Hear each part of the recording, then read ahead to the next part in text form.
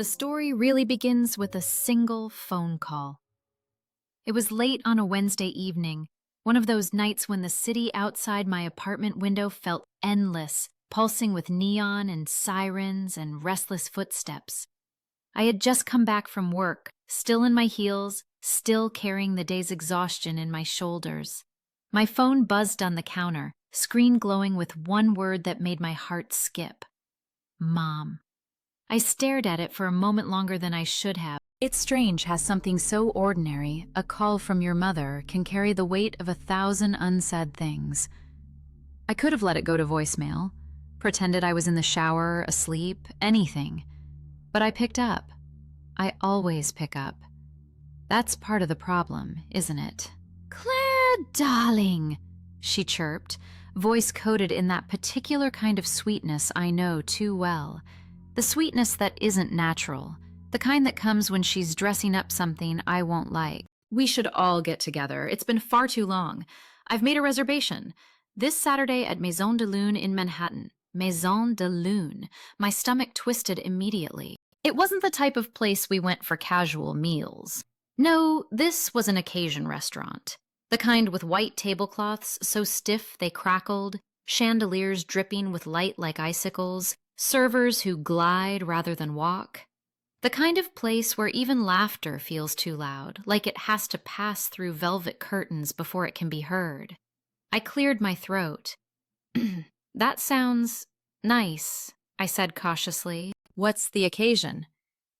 She laughed, a brittle sound that reminded me of glass. "Oh, don't be silly, Claire. It's just dinner. You, me, your father, and, of course, Alex. We don't see each other enough anymore." So there it was, that name, Alex, my younger brother. Just hearing it out loud was enough to set off a ripple of unease across my skin. "Saturday," she repeated firmly, as though it was already carved in stone. 7 o'clock sharp. Don't be late. The line clicked dead before I could even form another protest. I stayed standing in my kitchen, phone still warm in my hand.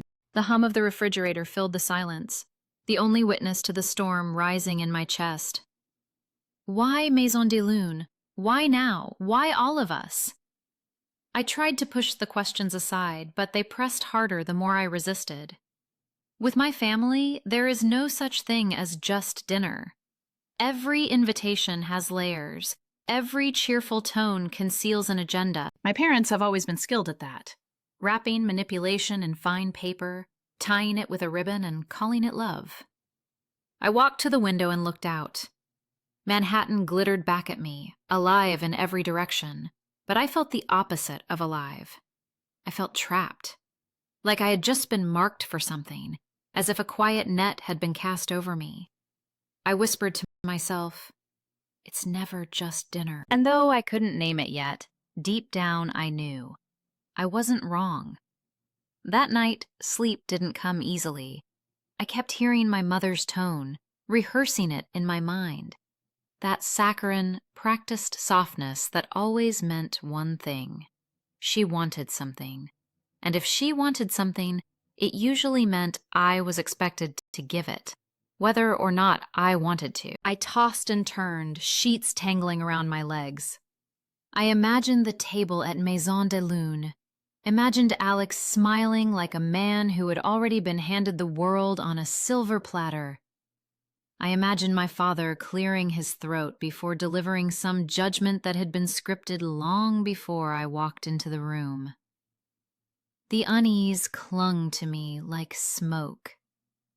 By Friday, it had only grown worse. My colleagues at the firm noticed how distracted I was. At lunch, one of them asked if I was okay.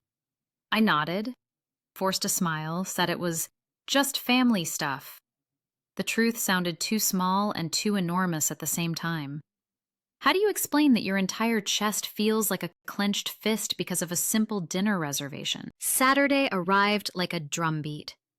All day, my nerves buzzed under my skin. I tried to keep busy, cleaned the apartment, answered emails, even went for a long walk through Central Park. But nothing settled me. My thoughts kept circling back to that table, that dinner, that inevitable moment when the real reason for the gathering would come crashing down. When I finally stood in front of my closet, choosing a dress, the weight of it all sank even deeper. What do you wear to a dinner you already know is a trap? I picked something safe, a black dress that wasn't too formal, wasn't too casual, neutral armor. As I applied my makeup, my hands trembled slightly. My reflection looked back at me with wide, uncertain eyes. 37 years old, successful by most standards, yet still undone by the thought of one family dinner. When the car arrived to take me downtown, my heart thudded against my ribs with every turn of the wheels. The city blurred past the windows, streets I knew by heart, lights I usually found comforting, yet I barely saw any of it. All I could see was that reservation card with our family name neatly printed on it, waiting at the front desk of Maison de Lune. The closer we got, the more the unease sharpened into something heavier, a kind of dread I couldn't fully articulate. By the time I stepped out of the car, heels clicking against the polished sidewalk, I had already told myself 100 times, "It's fine.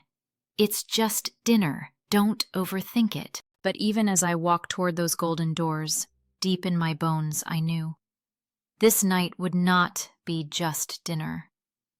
It would be the beginning of something else. Something I wasn't ready for. New York has a way of swallowing you whole. Some days, I feel like I'm sprinting just to keep up with the rhythm of the city, the honking cabs, the endless tide of people rushing somewhere important. Other days, it feels like the city is carrying me, lifting me, reminding me that I've carved out a place here all on my own. At 37, I can say I've built a life that no one handed me, no one paid for, no one arranged behind closed doors. It's mine. Every late night, every sleepless morning, every file stacked on my desk, my sweat turned into stability. I wake up most mornings before the sun even thinks about rising. My apartment in Midtown sits high enough that I can see the skyline dissolve from black to that soft blue-gray haze before it bursts into gold. The sound of the city waking up drifts in through the window I always forget to close. Delivery trucks clanging, a distant siren, the low rumble of the subway underground. Coffee is my first ritual, always too strong, always poured into the chipped mug my grandmother gave me. She used to say, "Drink from something that's lived longer than your troubles." It makes me smile even now. By 7, I'm already dressed in a suit that looks sharper than I feel. Being a lawyer in New York means armor. People imagine it's glamorous. Courtrooms, expensive shoes, a corner office with views of the Hudson. The truth? It's paperwork stacked higher than my head, clients who think they're the first to ever face injustice, and partners who measure worth in billable hours. Still, I thrive in it. I like the mental combat, the discipline, the way it forces me to be tougher than I sometimes think I am. But I won't lie to you. Success is loud, but the silence after work is louder. Most nights, I walk home long after dark, heels clicking against the pavement, lights from bodegas still bright. I stop for takeout more often than I should, and I eat alone at a small table tucked by the window. I scroll, I read, sometimes I just sit, staring at my own reflection in the glass. People assume independence means fulfillment, but independence can also mean you don't have anyone waiting when the door clicks open. And then there's the house, the old Victorian in Brooklyn. My grandmother's house. If Manhattan is all steel and glass, that house is wood and memory. Wide porches that creak under your step, stained glass windows that scatter the sun into colored shards across the floor. Every corner smells faintly of cedar and lavender. I used to sneak away there as a child, hiding from the storm of expectations my parents always stirred up. In that house, I wasn't the responsible daughter or the reliable sister. I was just Claire, with a book, curled up in the bay window seat. Owning it now feels complicated. It's a gift, yes, but also a weight. Sometimes I walk through its empty rooms and feel her presence so strongly, like she's urging me to guard it fiercely, not let anyone treat it like some communal safety net. And yet, in my family's eyes, it isn't mine. It's just another resource, another cushion for Alex when he falls. Again, that knowledge lingers at the edges of my mind, even on the best mornings. A quiet echo, reminding me that nothing is ever simple when it comes to us. Back in my apartment, the contrast is sharp. Sleek furniture, minimal clutter, everything placed exactly where I want it. No one tells me what color the sofa should be. No one leaves dirty dishes in the sink. It's a life designed by me, for me. But if I'm honest, sometimes the silence stretches too wide. Sometimes I long for laughter down the hall, voices filling the rooms. Then I remember what family really means in practice. The obligations, the guilt trips, the endless comparisons. And I breathe easier knowing I've built a world where I call the shots. People often ask me, how do you do it all, Claire? They see the polished exterior and assume balance. They don't see the nights I cry into my pillow, not from weakness, but from exhaustion. They don't see the way I grip the steering wheel of my life so tightly my knuckles ache. Success in this city isn't about being smarter or luckier. It's about refusing to sink when everything around you pulls you under. I've been refusing for 37 years. On weekends, I wander. I like the farmers market in Union Square, the jazz spilling out from Harlem clubs, the quiet of the New York Public Library's reading room. I wander because it reminds me that the city is more than just a battlefield. It's also a mosaic. And in it, I am just one small tile, flawed, imperfect, but necessary. So yes, on paper, I have everything. A stable career, a roof that's mine, a nameplate on an office door. But under the surface, there's always that hum, that ache. The house in Brooklyn stands like a question mark in my story. My family's voices echo even when they're miles away. And every time the phone rings with Mom flashing on the screen, my chest tightens, because I know it's never just a chat. It's always something more. Always a reminder that no matter how far I run, their shadow stretches just a step behind me. That's my life in New York. Vibrant, exhausting, fiercely mine, and never entirely free from the ghosts of where I came from.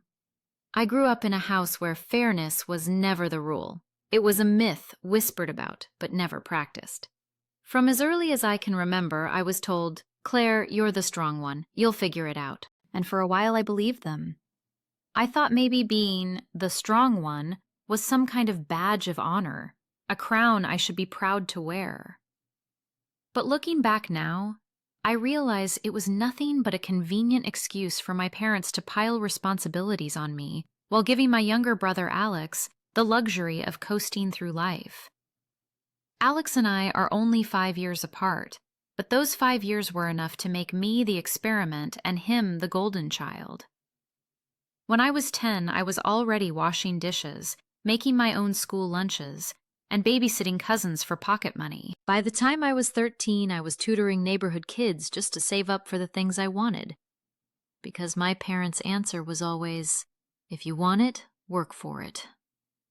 Meanwhile, Alex was the one who could throw a tantrum in the grocery store aisle and come home with 2 new toys.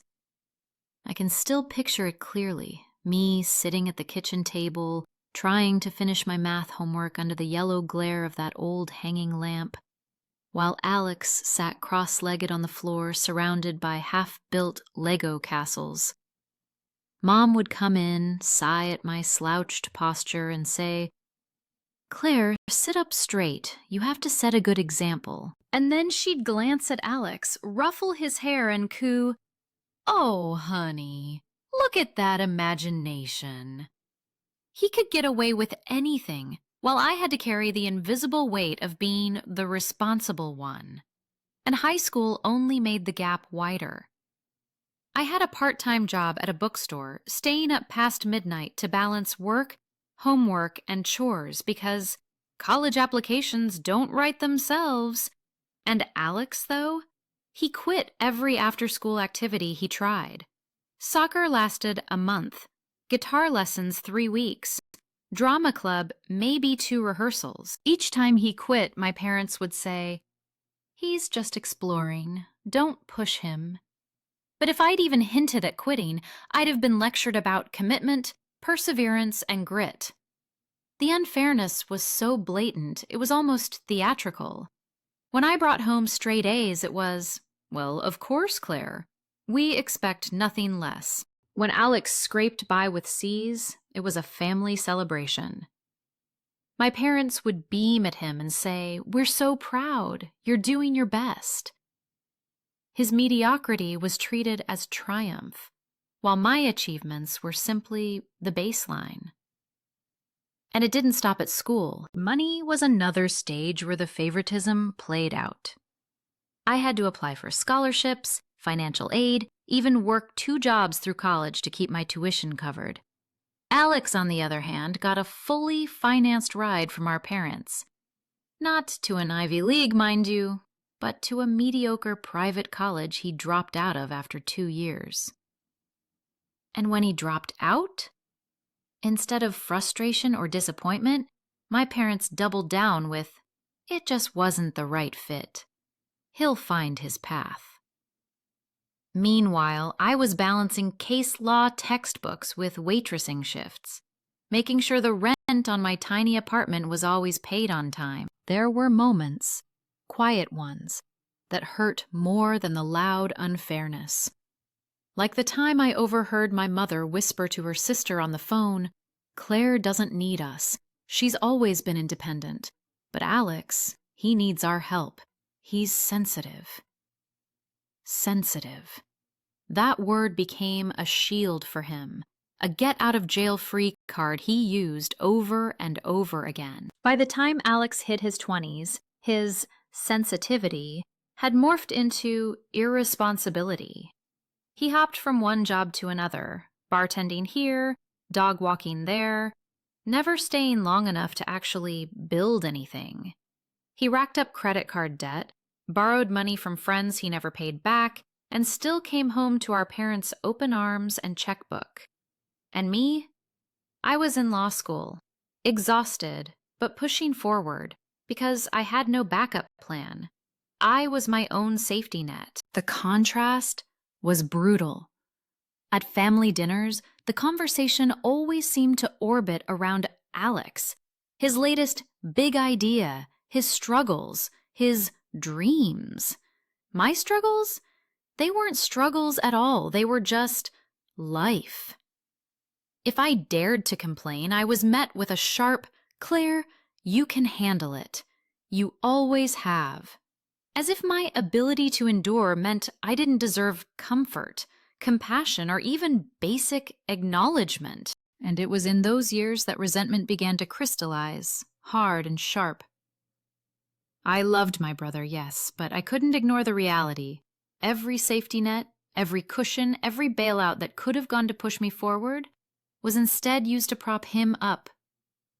He was their fragile glass vase, wrapped in layers of bubble wrap, while I was their iron nail, expected to never bend, never break, no matter how much weight was pressed against me.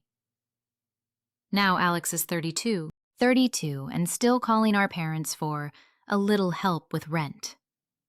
32, and still hopping between odd jobs, still carrying the same reckless charm that used to get him out of trouble in high school. And our parents? They still answer the phone, still write the checks, still talk about his potential. It's maddening to watch.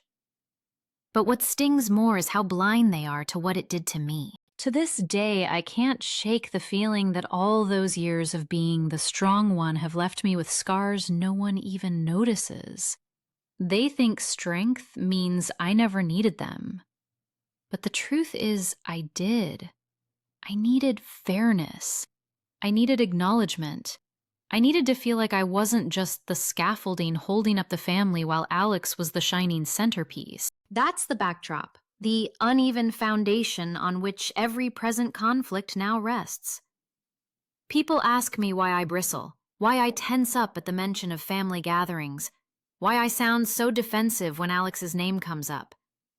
It's because for decades, I've lived this story of imbalance, where love was conditional and fairness was optional. Growing up unequal isn't just a chapter of my past.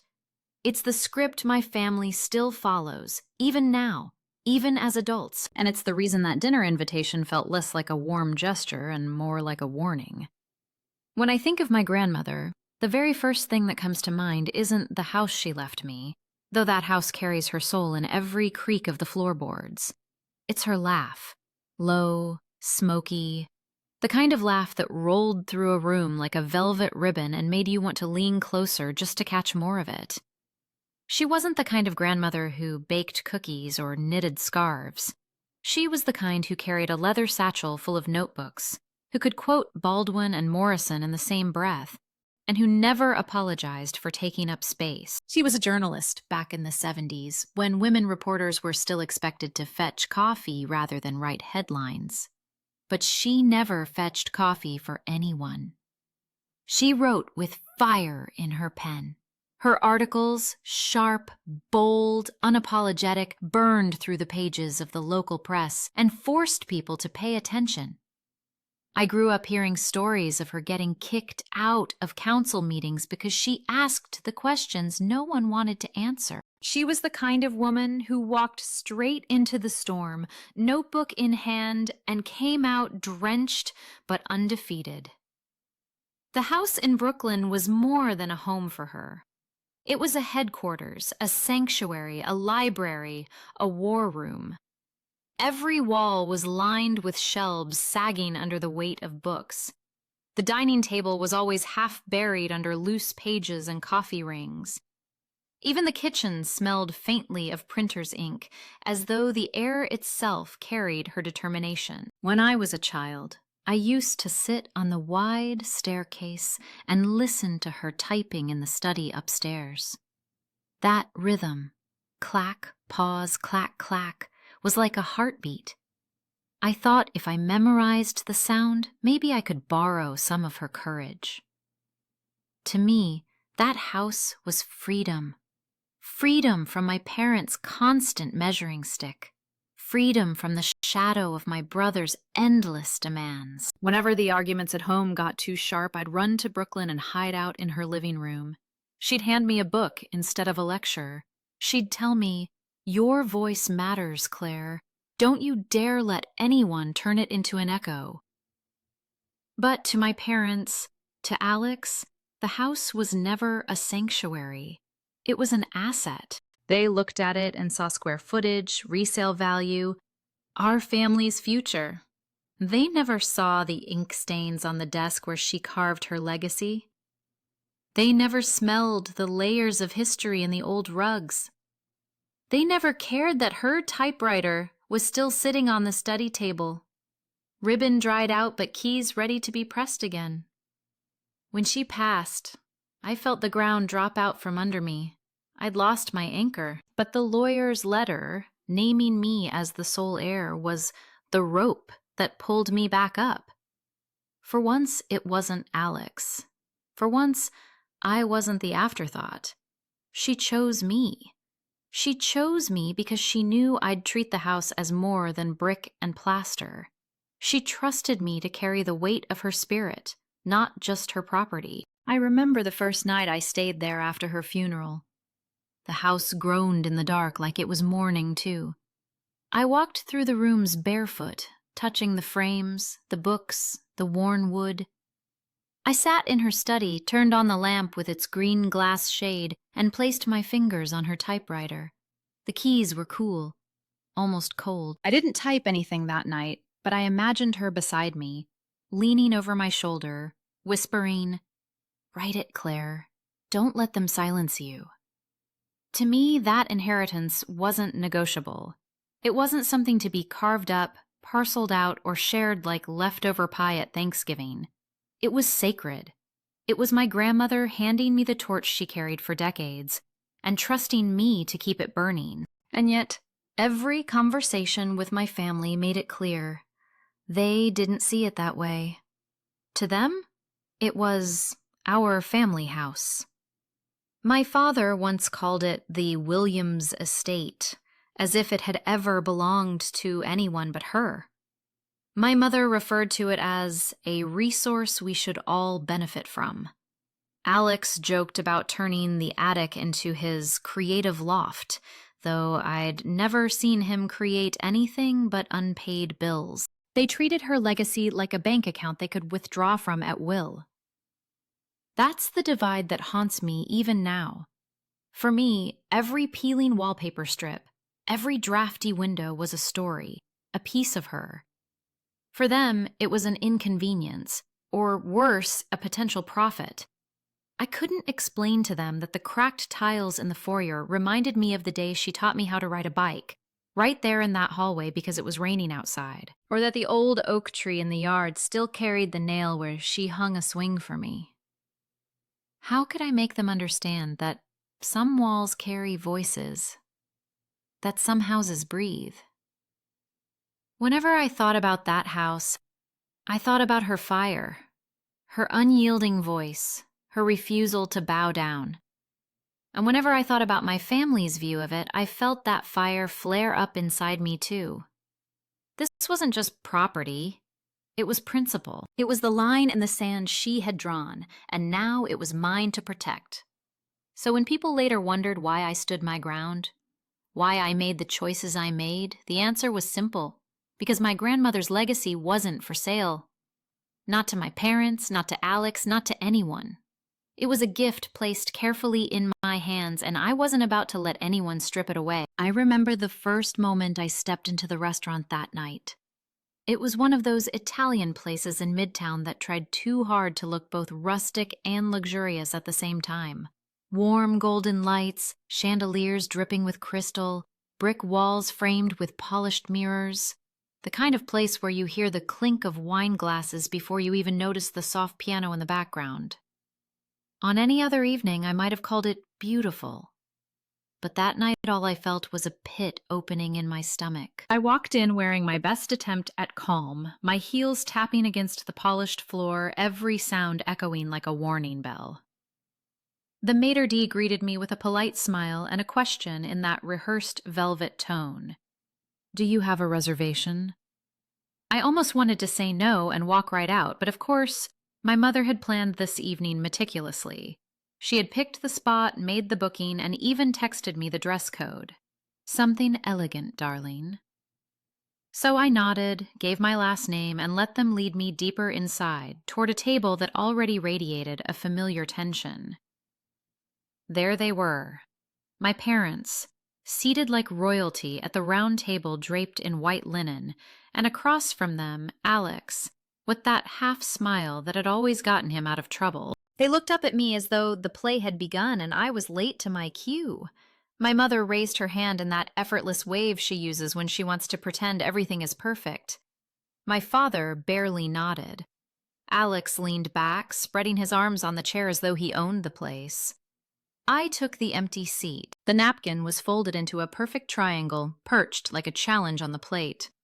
My hands felt stiff as I unfolded it, laying it across my lap. That silence, God, it was sharp. Not the easy silence of comfort, but the kind that presses against your ribs, forcing you to fill it before it crushes you.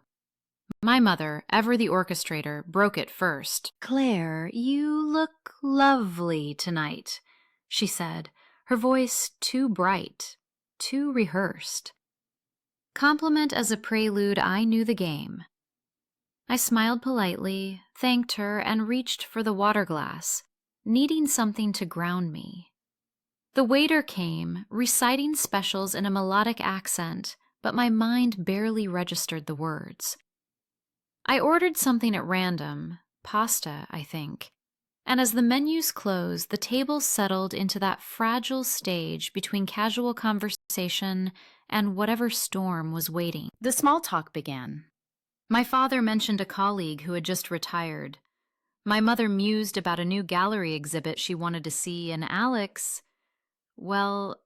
chimed in with stories about a new video game he was obsessed with. His voice animated, his hands carving shapes in the air. He was 32, but in that moment he could have been 12 again, bragging about the latest toy. My parents nodded along, indulgent smiles fixed on their faces.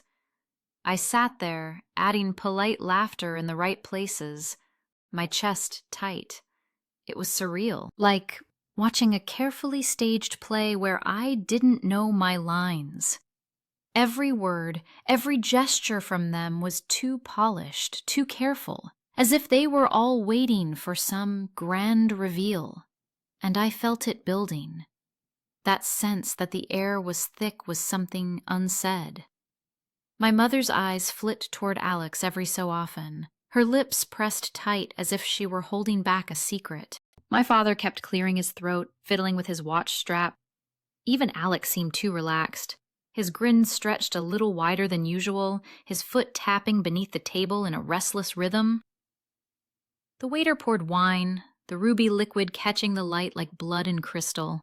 I lifted my glass, sipped, and the bitter sweetness only deepened the knot in my stomach. My mind spun in circles. What's coming? Why tonight?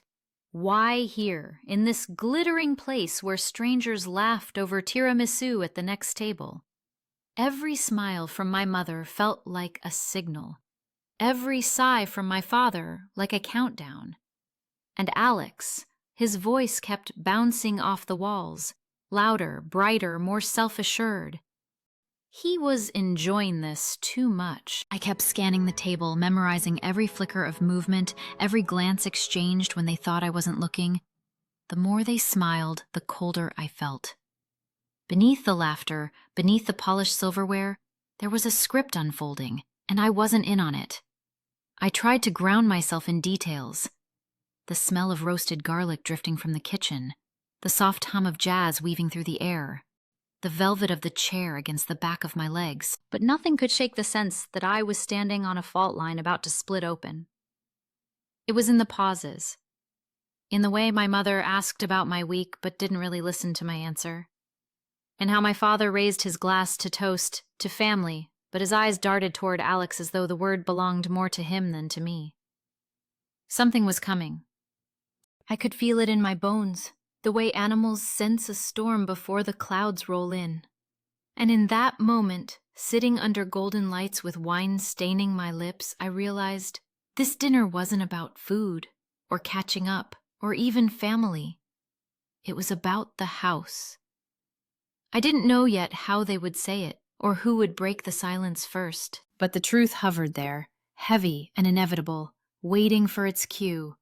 And I sat there, smiling, sipping, nodding, my heart hammering against my ribs, pretending not to know.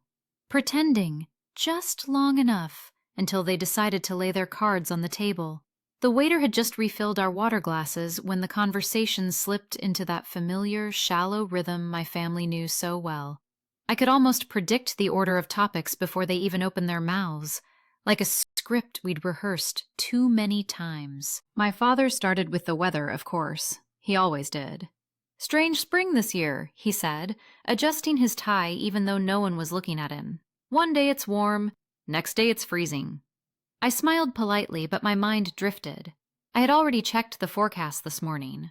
I knew tomorrow would be rain. Still, I nodded because that's what you do in these dinners. You nod, you keep your voice smooth, and you don't stir the waters too soon.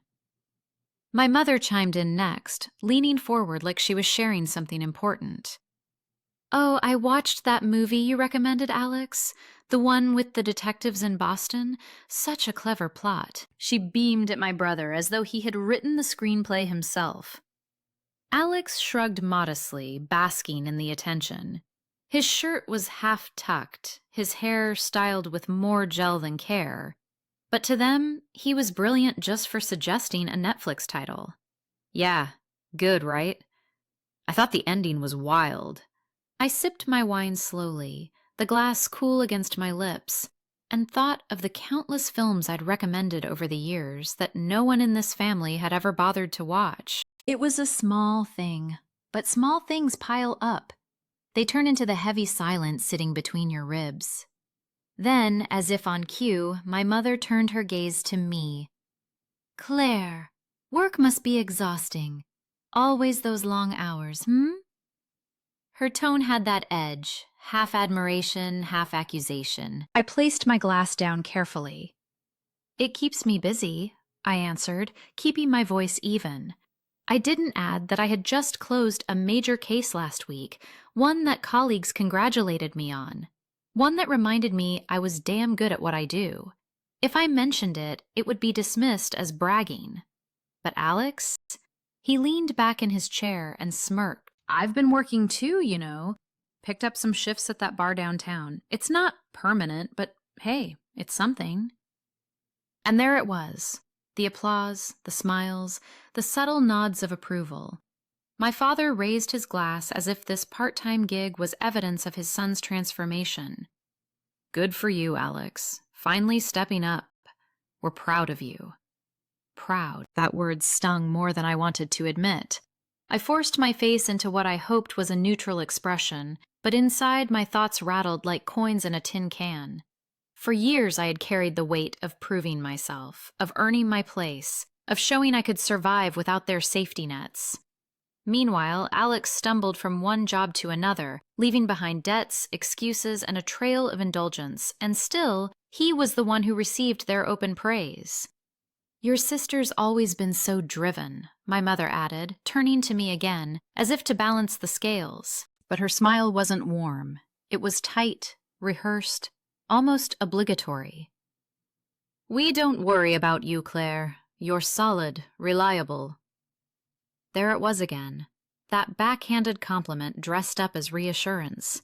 Reliable meant invisible. Reliable meant unworthy of attention. Reliable meant they would always focus on the child who wobbled, not the one who held steady. I felt my stomach tighten against the rich pasta I had barely touched. The restaurant's soft lighting flickered against crystal glasses, laughter from another table carried across the room, and for a moment I wished I could slip into someone else's family, anyone's family, where pride was shared equally, where success didn't feel like a lonely island. The talk continued. Vacations my parents wanted to take, a new series on television, my father's colleague retiring. Each word skimmed the surface of life, avoiding depth like it was a dangerous current. But beneath it, I could feel the undertow. The real conversation hadn't started yet, but it was coming, inevitable, heavy. Then my mother reached across the table, laying her hand over Alex's. "We're just so glad you're making an effort. It means a lot." Her eyes softened, in that way I hadn't seen directed at me in years. Alex grinned, soaking in the affirmation like a plant leaning toward the sun. He didn't notice me stiffen. Or maybe he did and didn't care. I inhaled slowly, letting the air fill the hollow in my chest.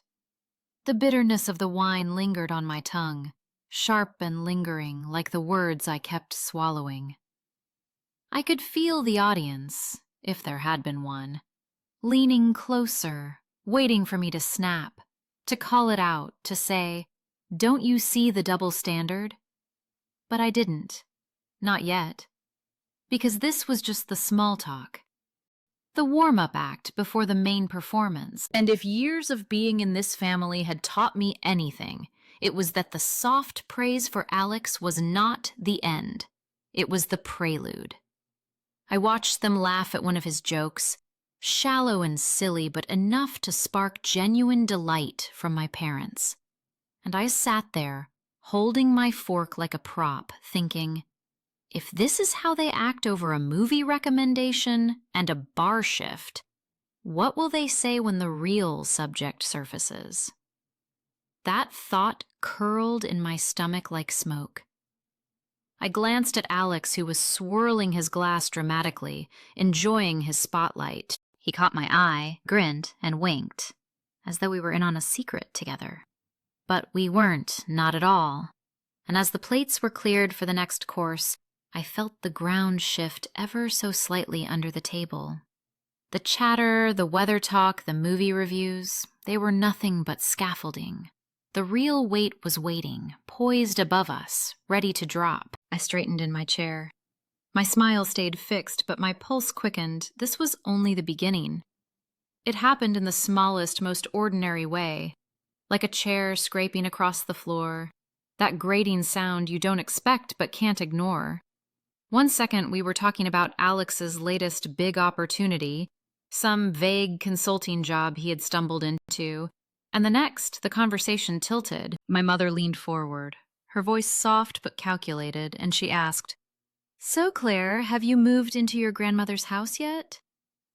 The question landed like a stone in my stomach. I felt the air leave my lungs, not all at once, but in a slow, uneven leak, like a tire deflating. I knew that tone, the one wrapped in concern, but tied tight with strings I hadn't asked for. I set my wine glass down carefully, like any sudden movement might betray how tense I felt. "Not yet," I said, just 2 words, but they sounded like I'd confessed something. Across the table, my father raised his eyebrows, expectant, as if my "not yet" was really a "but soon." And then, right on cue, Alex jumped in. He always did, like a child crashing a grown-up's conversation, except he was 32 and still thrived on being the center of attention. "Oh, that's perfect," he said, grinning like it had already been decided. "I was thinking the upstairs bedroom, the one with the big windows. That's the one I'll take. The light in the morning is amazing. I'll finally be able to focus, get serious about my projects." Projects. That word made my skin prickle. He used it like it was currency, like project excused every failure, every debt, every rent check paid by someone else. I glanced around the table. My mother's face softened with something that looked like relief. My father adjusted his napkin, hiding a smile. They didn't hear Alex's words the way I did. To them, it was natural, seamless, as if his moving into my space was already written into some invisible family contract. Inside me, though, everything shifted. The clinking of silverware against porcelain faded, drowned out by the pulse in my ears. I could feel the stem of the wine glass slippery under my fingers. Part of me wanted to laugh, because how absurd was it to hear someone announce which bedroom of your house they plan to take without ever asking you first. But another part of me wanted to scream, to flip the table and let the candles topple, because this wasn't new. It was just the latest chapter of the same story I had been trapped in since childhood. Alex entitled, me expected to accommodate. I didn't scream, I didn't laugh. Instead, I watched. I watched Alex describe how he would decorate his room, how he'd finally have the right space to reset. I watched my parents nod along, their forks hovering, their smiles polite but pleased, as if he'd just announced an engagement or a promotion. I wanted to ask, do you even hear yourselves? Do you realize what you're implying? But I didn't. Not yet. I leaned back in my chair, steadying my breath. My mother looked at me, her eyes searching like she was waiting for my blessing, the official green light to let her fantasy harden into reality. What struck me in that moment wasn't just the audacity of Alex's claim, it was the choreography. The way the question about me moving in wasn't really about me at all. It was the opening move, the bait. My answer was irrelevant.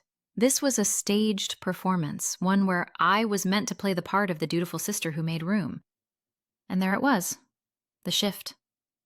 The evening had been drifting in shallow waters, small talk, polite smiles, harmless stories, but with one casual question and one entitled interruption, the current changed. I could feel it, pulling us somewhere darker, somewhere I didn't want to go but knew we were headed anyway.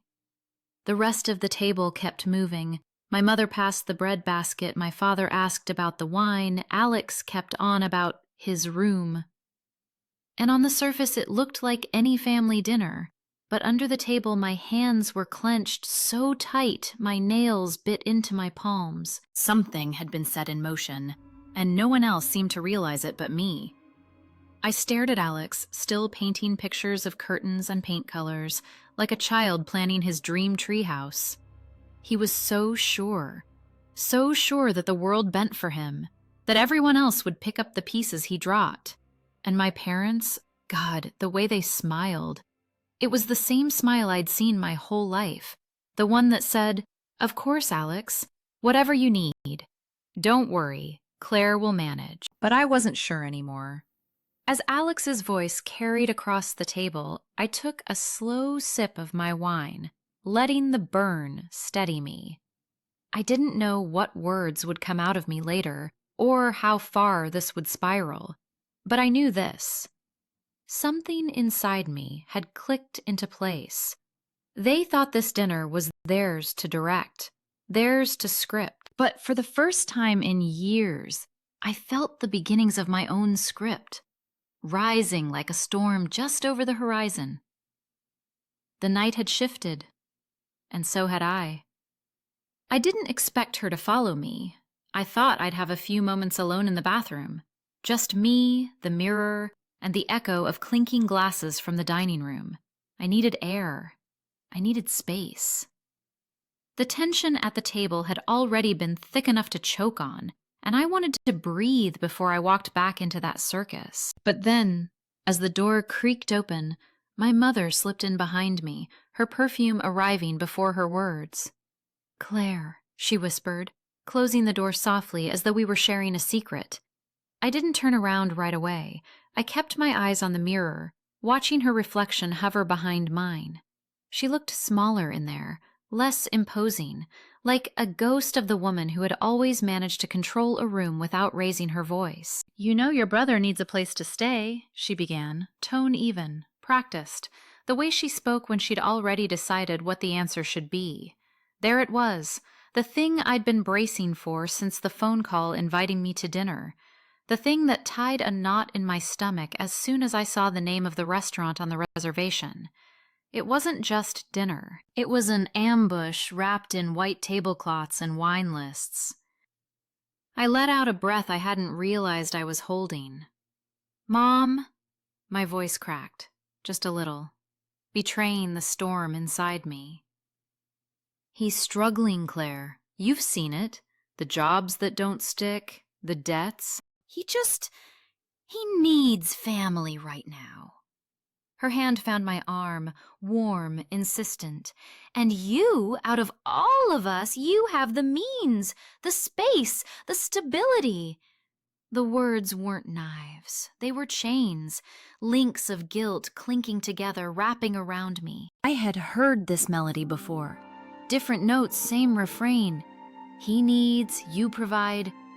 The mirror blurred as my eyes filled, but I blinked it back. No tears, not here. "You always find a way, Claire," she continued, lowering her voice like she was pleading, but I could hear the edge beneath it. "Your brother doesn't. He can't. He's not you." And just like that, the old wound reopened, the one carved deep into me as a kid when I learned that in our family there were two roles: the golden son who stumbled and was caught every time, and the daughter who built her own net because no one would hold one beneath her. I remembered being 16, working after school to save for college, while Alex crashed the car Dad had bought him, twice. I remembered nights at my grandmother's house where I could breathe, where I could be more than the invisible safety net. I remembered the quiet resolve I carried like armor. If I didn't take care of myself, no one would. And here she was, decades later, still asking me to stretch myself thinner, to fold my life around his chaos. I turned then, finally meeting her eyes. Hers were soft, lined with the years, but unyielding in their message. "Why is it always me?" I asked. My voice was steady now, steady in that way that comes only when anger sharpens sorrow. She flinched, just a flicker. "Because you're strong enough." Strong enough. The praise that was really a sentence. Strong enough to endure, to sacrifice, to bear the weight no one else wanted. It wasn't strength. It was abandonment dressed up as a compliment. Inside, my chest burned with all the swallowed words of childhood. The times I wanted to shout, "What about me?" The nights I wanted someone to ask if I was okay while they were busy cushioning Alex's latest fall. I bit the inside of my cheek, tasting iron, fighting the scream building inside me. "Mom?" I said, quieter this time, but every syllable clipped, deliberate. "When was the last time anyone asked what I needed?" The silence that followed was thick, alive. Her eyes widened, then darted away. Her lips pressed together as if the truth itself was bitter on her tongue. The air conditioner hummed above us, filling the void where her answer should have been. For a moment, I thought I saw guilt flicker across her face, but just as quickly it was gone, replaced by that practiced calm. She gave my arm a squeeze, not affectionate, but directive. "Just think about it, Claire. For him, for me." Then she slipped out the door, leaving me with the smell of her perfume and the hollow echo of her plea. I leaned against the sink, palms flat on the cold marble. My reflection stared back, eyes dark, jaw set, mouth trembling with words unsaid. The weight of years pressed against my shoulders. All the little moments where I was told to be the strong one, the giving one, the one who understood. But tonight, something cracked. Beneath the ache, beneath the guilt, there was a fire flickering to life, a refusal that had been waiting for decades.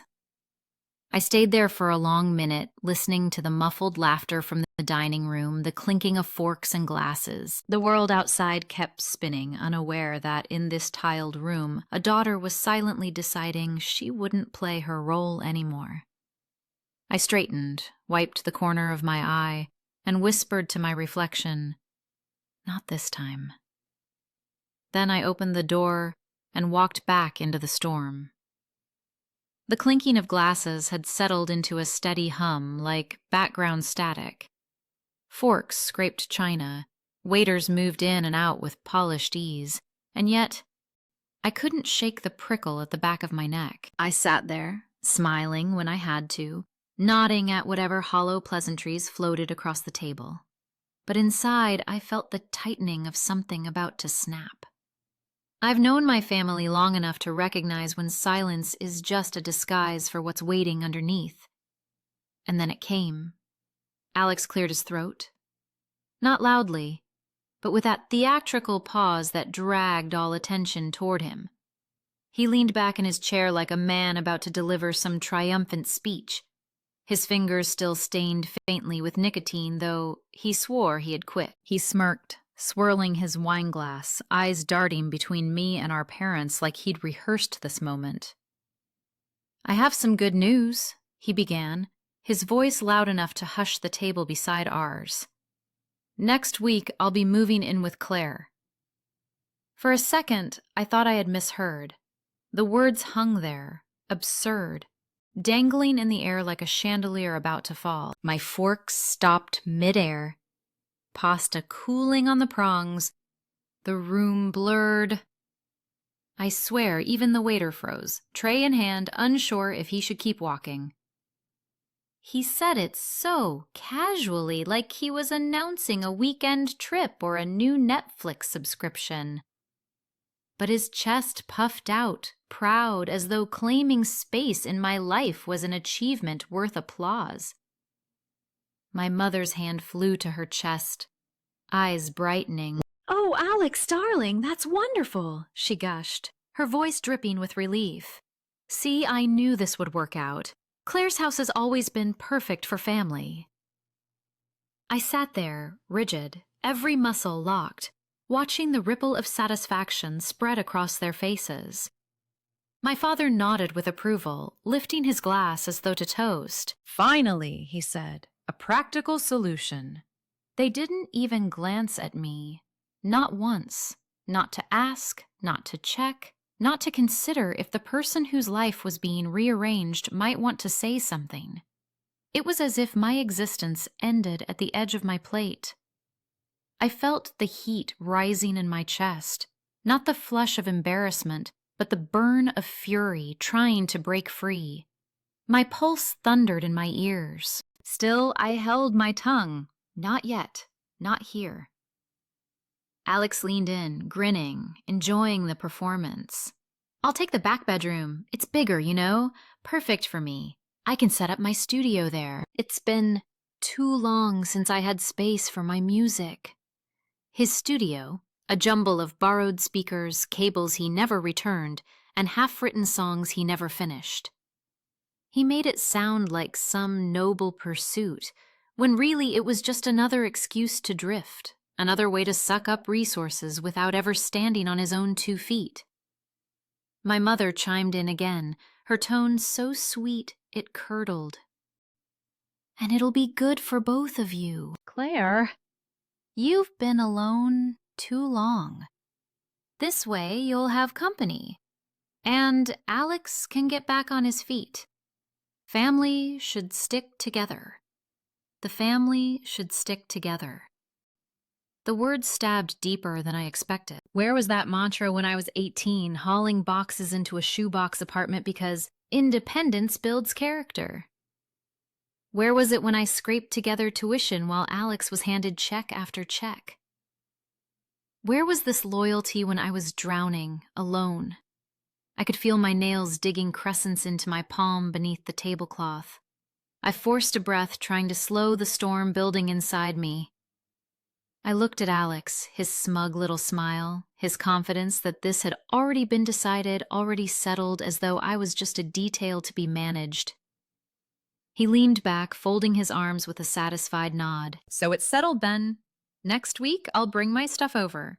I've already told a couple of friends I'll finally have a decent place. My grandmother's house, her pride, her legacy, reduced to a crash pad for a man who'd never earned anything he laid hands on." I glanced around the table. My father's expression was resolute, my mother glowing with vindication, Alex basking in the limelight, and me sitting in silence, watching the walls close in. The air felt heavy, suffocating, like every breath was being taxed. A bead of sweat traced down my spine beneath the silk of my blouse. My mouth went dry. This wasn't a conversation. It was a decree. A performance choreographed without my consent, played out with an audience that applauded before I could even open my mouth. And the worst part, the absolute worst part, was the way they all looked relieved. As though my home, my sanctuary, my inheritance was never mine to begin with. As though my role was simply to step aside, to accommodate, to make space for the golden child who had never once carried his own weight. I let the silence stretch, long enough for Alex to bask in his imagined victory, long enough for my parents to sip their wine satisfied. Inside me, though, something shifted. A spark, a decision. I wouldn't let them rewrite my story again, not this time. My voice was calm when I finally spoke, too calm. "Is that so?" I asked, each word measured, quiet enough that they had to lean closer to hear. Alex smirked, mistaking my composure for compliance. "Yes," he said, almost gleeful. "It's going to be perfect. Don't worry. I won't be a burden." But I already knew he would be. He always had been. And as their laughter picked back up, as the hum of conversation tried to smooth over the fracture in the air, I sat there with a single thought pounding in my head. Louder than their voices, louder than the clatter of dishes and the jazz drifting from the speakers. This is not settled. Not by a long shot. I sat there, the candlelight flickering against the polished silverware, my fork resting uselessly against the porcelain plate. My brother's words still hung in the air like smoke no one could clear. He had said it so casually, like announcing he'd bought a new jacket, or finally tried that gym membership. Next week I'll be moving in with Claire. Everyone else at the table nodded, as if it had already been printed in some family newsletter. My parents wore that rehearsed expression of quiet approval, the one they saved for Alex whenever he made a proclamation, no matter how outrageous. They looked so satisfied, as though they'd orchestrated this moment perfectly, like conductors of a symphony only they could hear. But me? Inside? I was on fire. My pulse thundered in my ears, every beat like a drum roll before an execution. My palms itched. I wanted to slam my hand down to shout across the pristine white tablecloth, "What the hell are you talking about?" But instead I inhaled, slow, deep. I knew if I lost control here in this crowded restaurant, surrounded by strangers clinking glasses of Chianti, I'd look like the villain. So I did the hardest thing I've ever done in my life. I steadied my voice.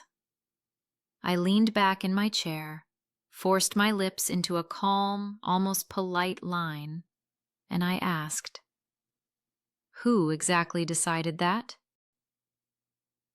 The table froze. It was such a simple question, 7 words, but they cut through the performance like a knife through silk.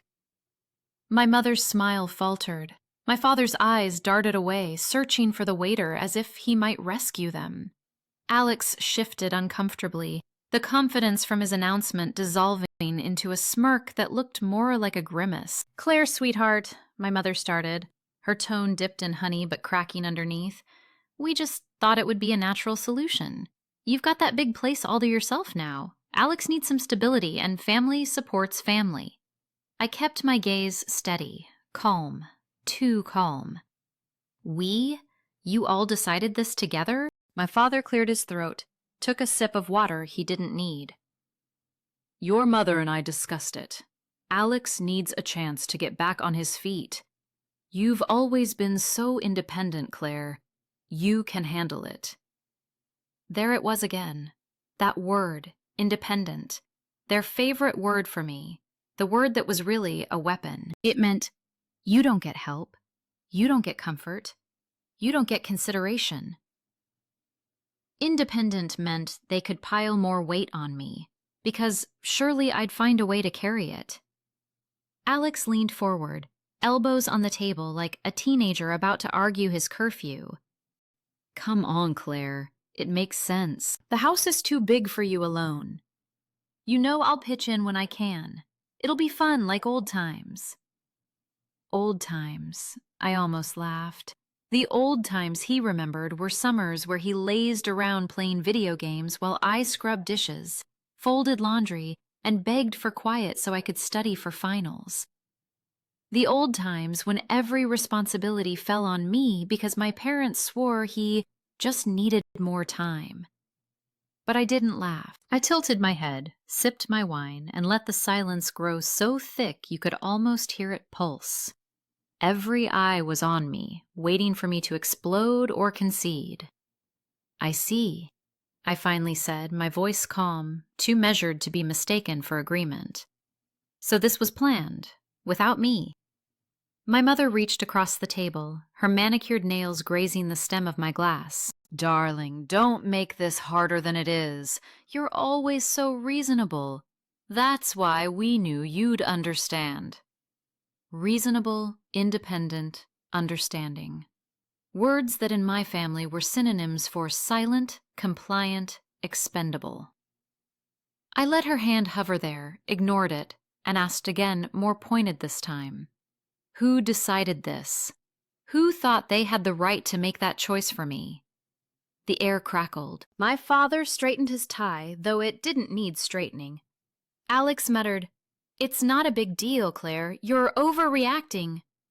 And that one sentence was nearly my undoing.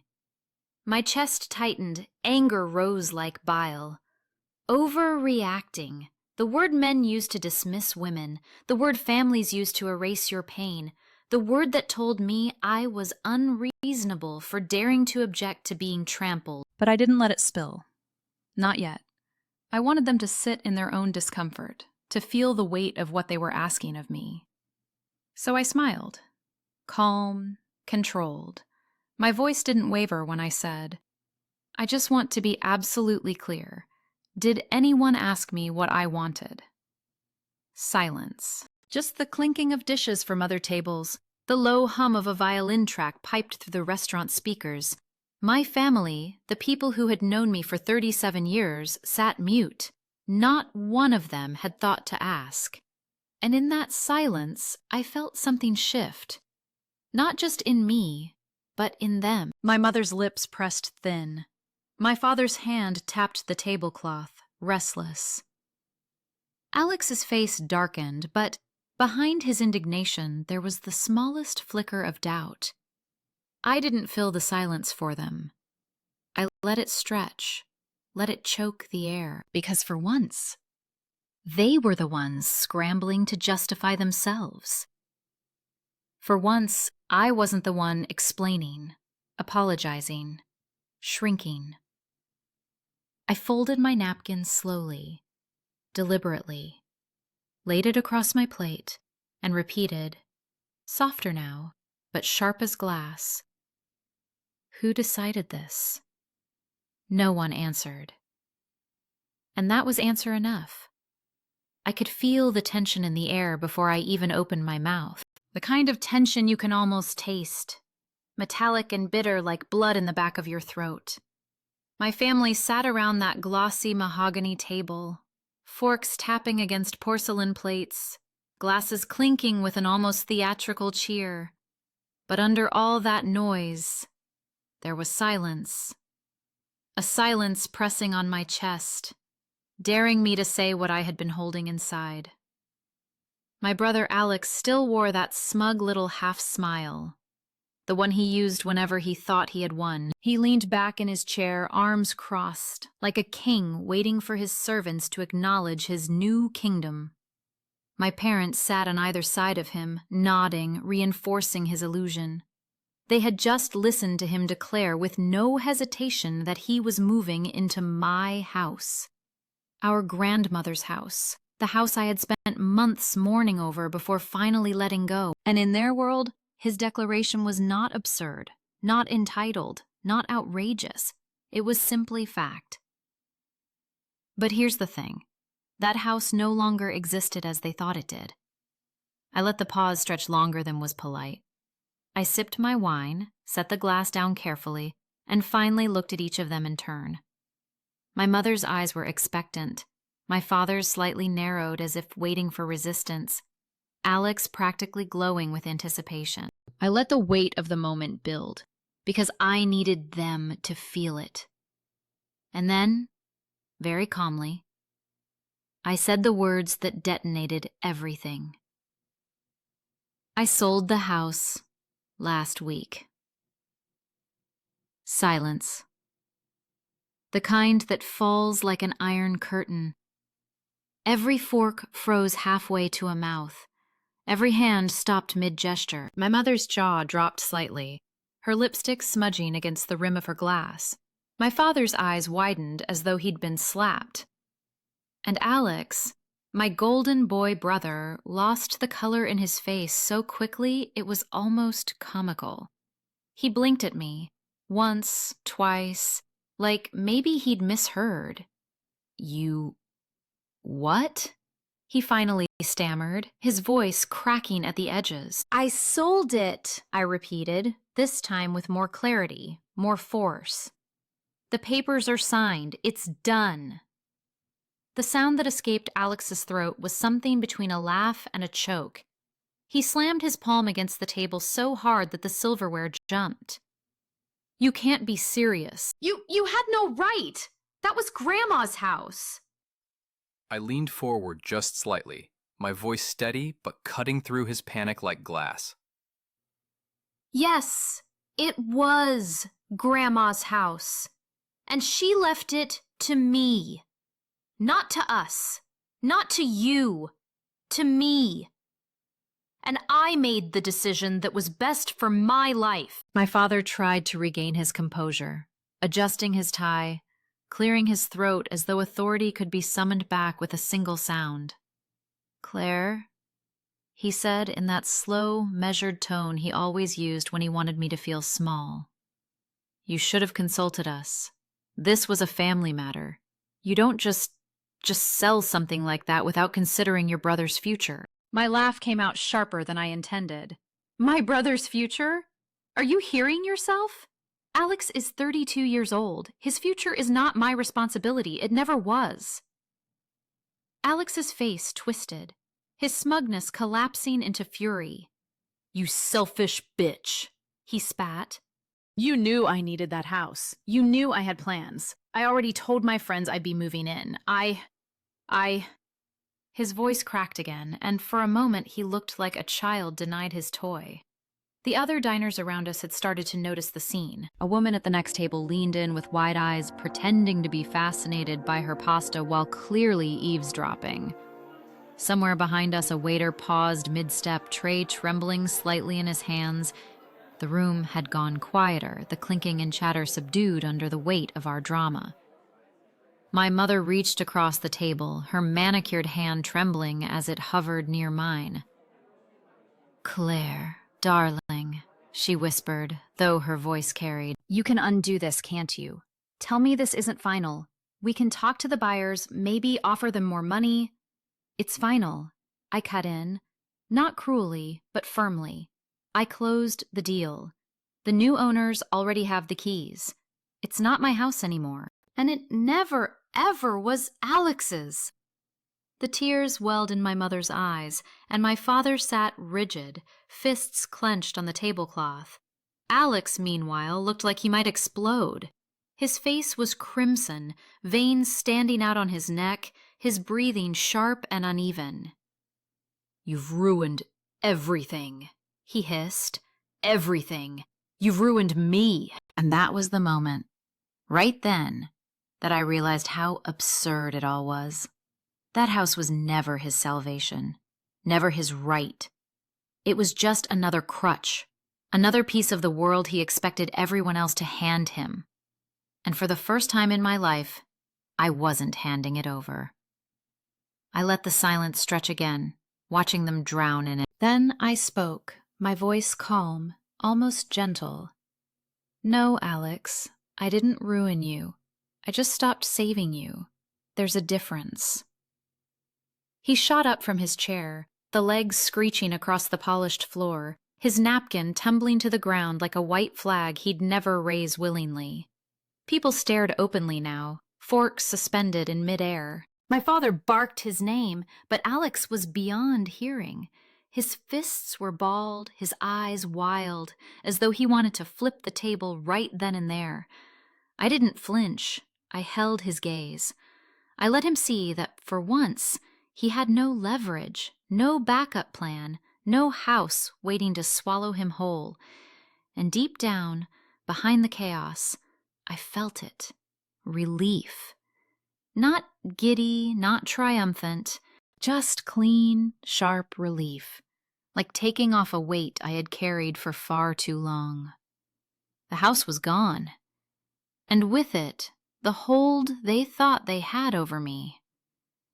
The silence after my words was sharp enough to cut through the air.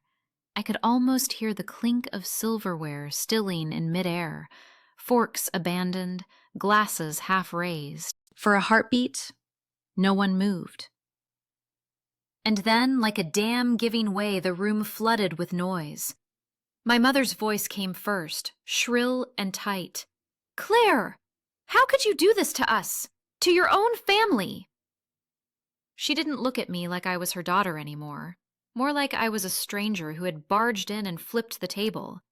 Her eyes were wide, her lips trembling, but the anger blazing out of her made me want to lean back in my chair. My father followed right after, his voice lower but far more cutting. "Selling that house without telling anyone? Without consulting us? That's betrayal, Claire. Absolute betrayal.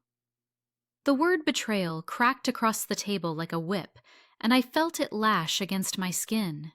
And then came Alex. My brother's face flushed red, eyes watering, hands balled into fists on the tablecloth.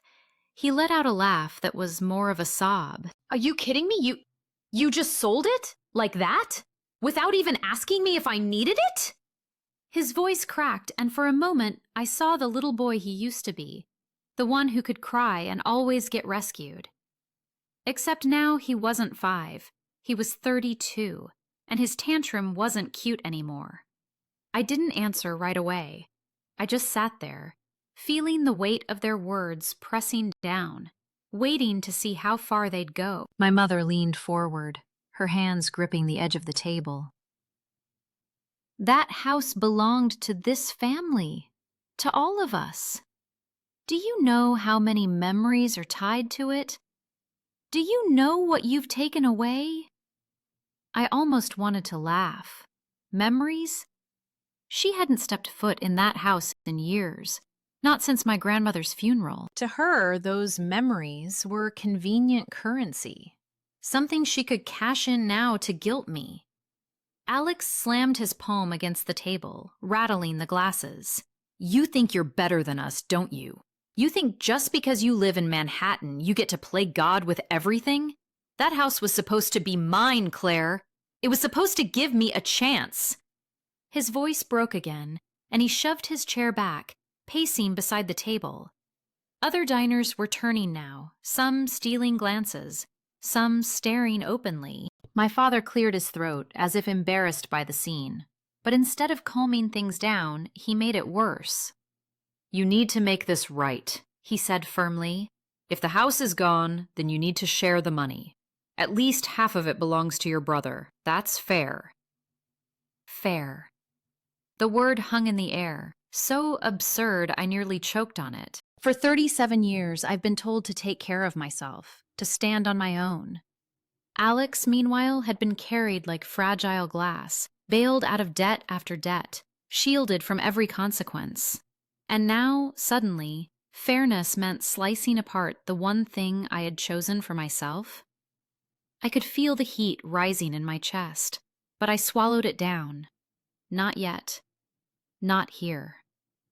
Alex stopped pacing and turned on me, his finger stabbing the air.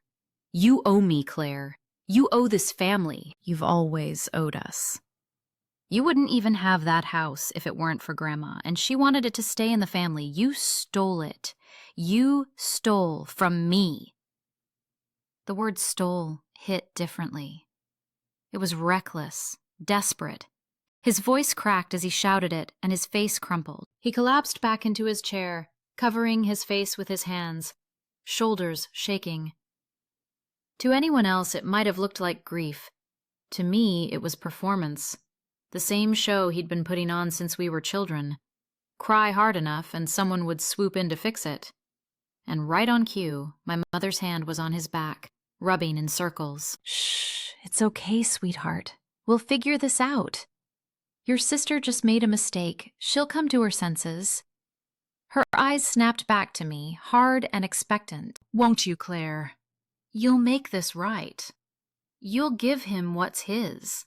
We're family. That's what family does. My father nodded in agreement, his jaw clenched. You can't just keep it all to yourself. Don't be selfish. Don't make us ashamed of you. The word ashamed burned deeper than betrayal. It twisted something old and raw inside me. I had spent a lifetime making sure they had nothing to be ashamed of. Straight A's, scholarships, law school, a career that looked good on paper. And still, here I was, branded a traitor for not rolling over one more time. The table seemed smaller, the air tighter, as if all 3 of them were closing in on me. I could smell the wine on my father's breath, the perfume my mother always wore too heavily, the salt of Alex's tears. Every sense felt sharpened, magnified. My heartbeat was a drum in my ears. I let the silence stretch for a moment, looking at each of them in turn. My brother, shaking like a wounded child. My mother, glaring with righteous fury. My father, stone-faced, ready to lecture me like I was still 15. Inside, my anger was rising, bubbling like water at a boil. But I held it in, just for now. They thought this was the peak of their power over me. That by throwing accusations, by demanding money, by painting me as the villain, they could drag me back into the old role. The obedient daughter, the caretaker, the scapegoat. But what they didn't realize was that their backlash only hardened me. Every insult, every demand, every tear Alex shed, they were fuel. They were proof of exactly why I had made the choice I did. So I sat there, straightening in my chair, letting their noise wash over me like a storm I no longer feared. I didn't give them the satisfaction of yelling back. Not yet. I just met their eyes one by one, steady and unflinching, until finally the shouting began to taper off into uneasy silence. And in that silence, I could feel it. Something shifting.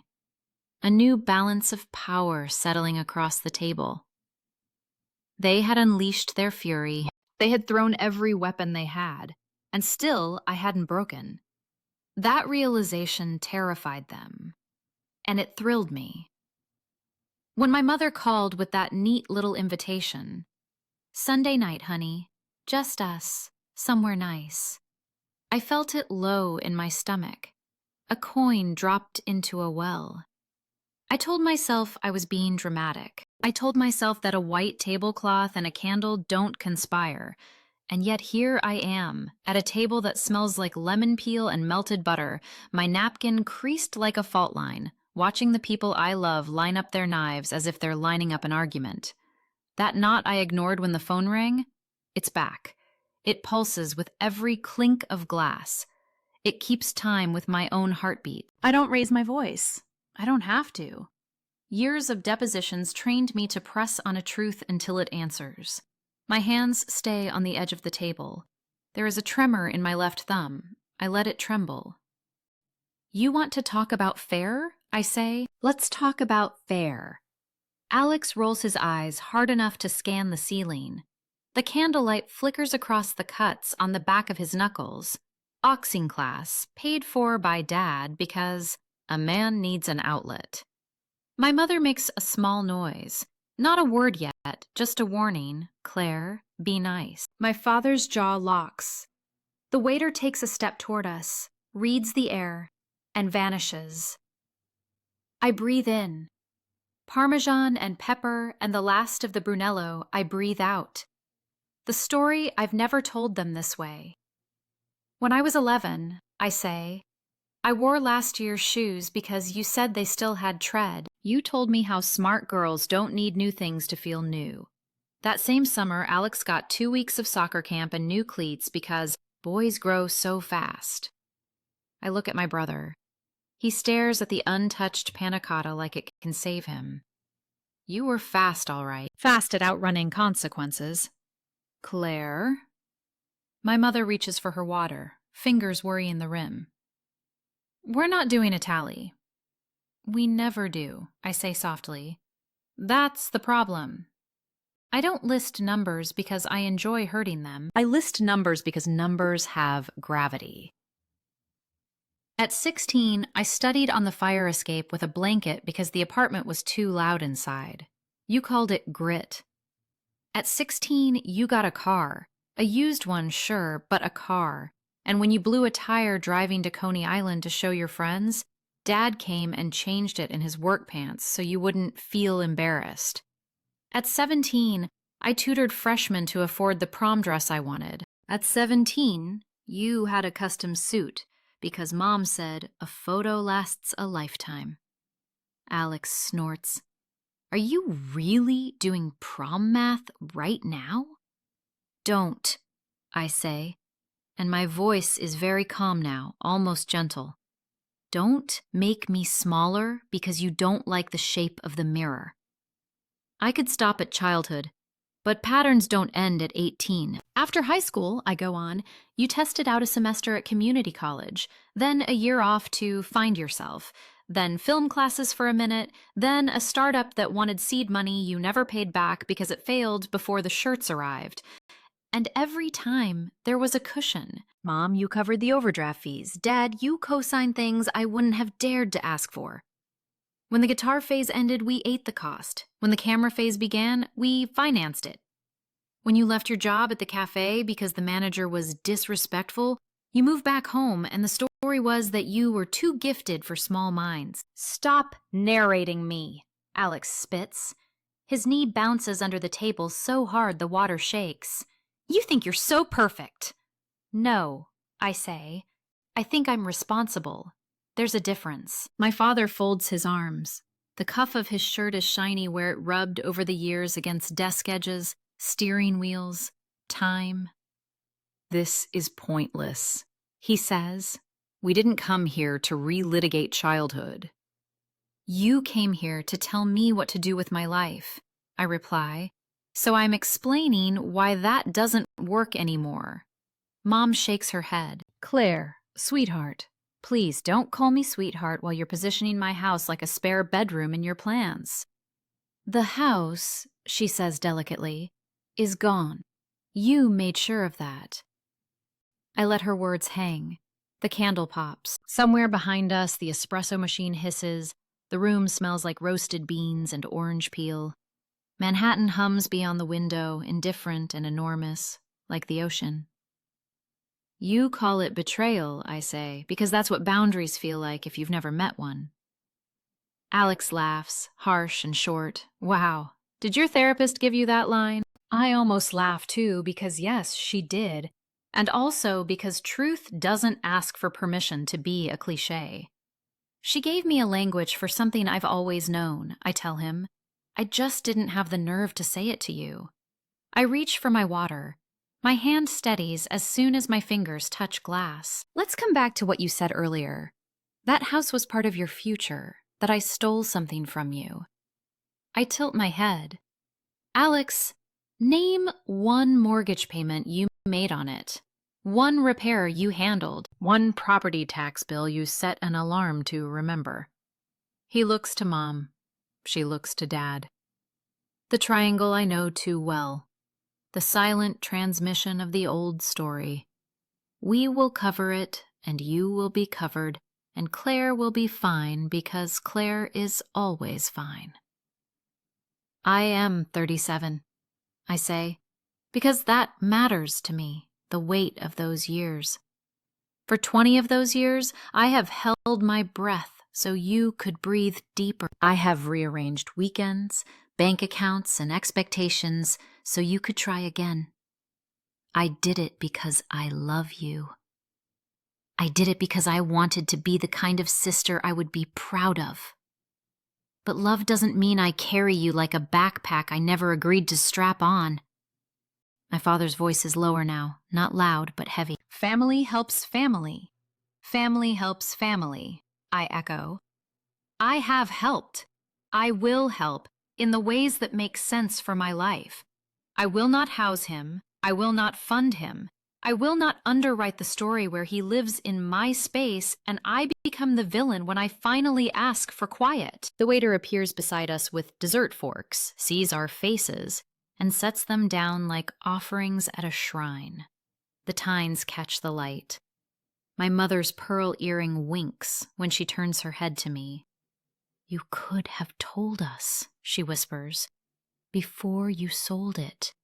You could have asked me, I say back, just as soft, before you promised him my rooms. Alex leans forward. You're painting me like some kind of leech.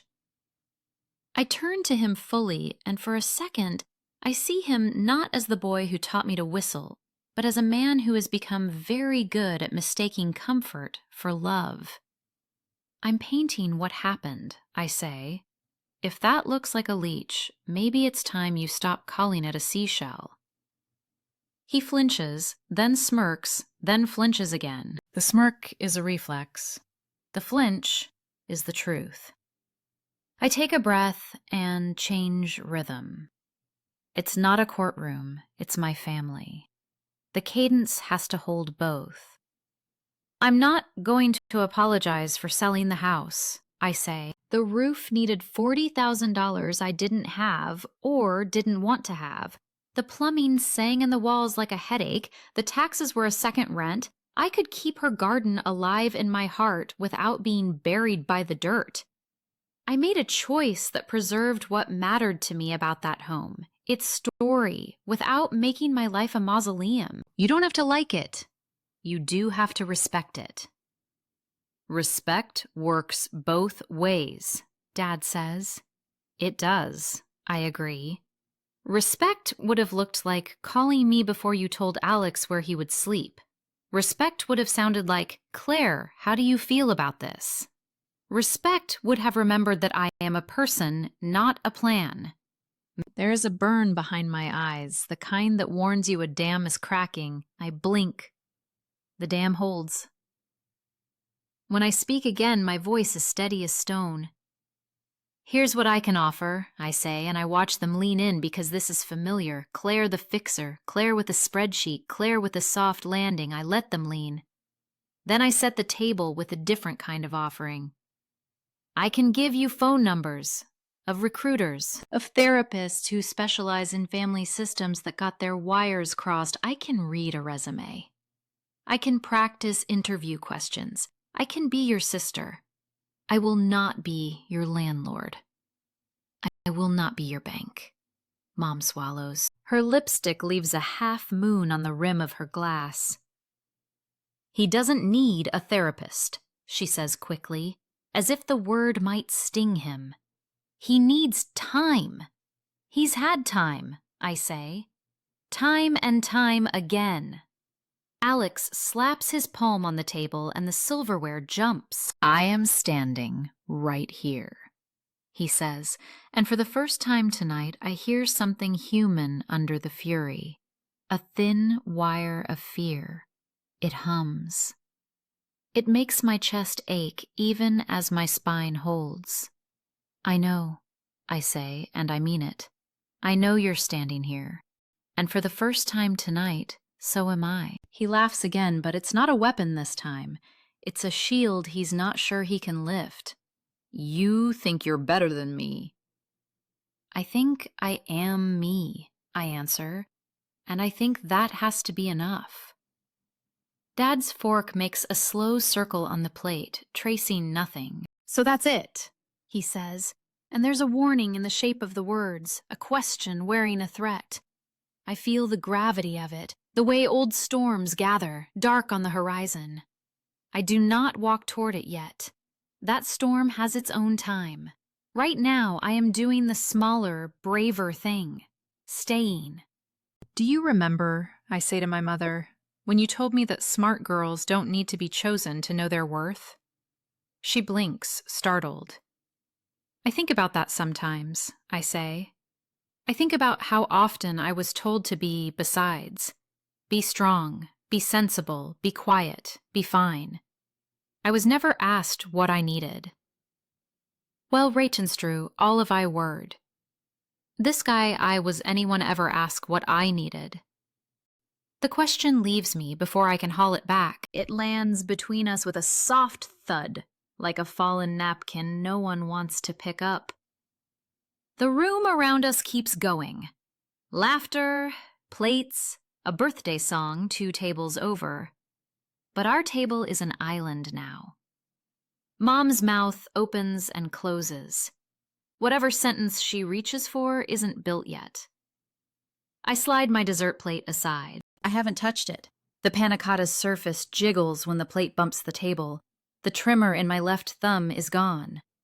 Alex, I say, I love you, I do. I love the time you sat in the ER with me when I got the concussion, even though you complained about the fluorescent lights. I love the way you can make Dad laugh when he hasn't laughed in weeks. I love how you remember lyrics to songs I don't even like. But I don't love the story you keep casting me in. I can step out of it. I'm stepping out now.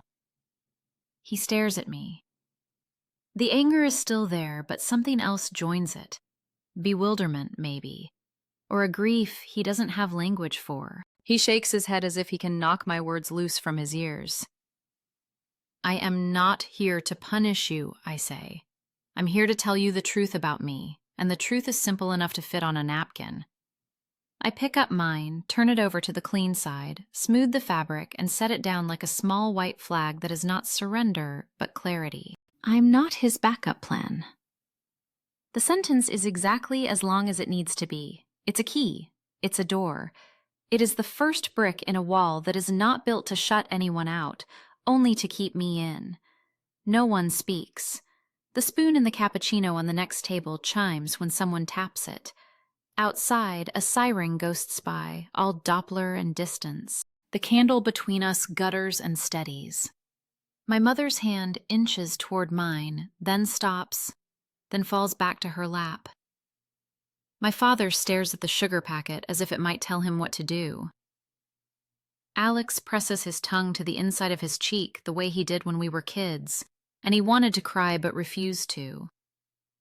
Silence is not always empty. Sometimes it is a room that has finally been cleared of junk.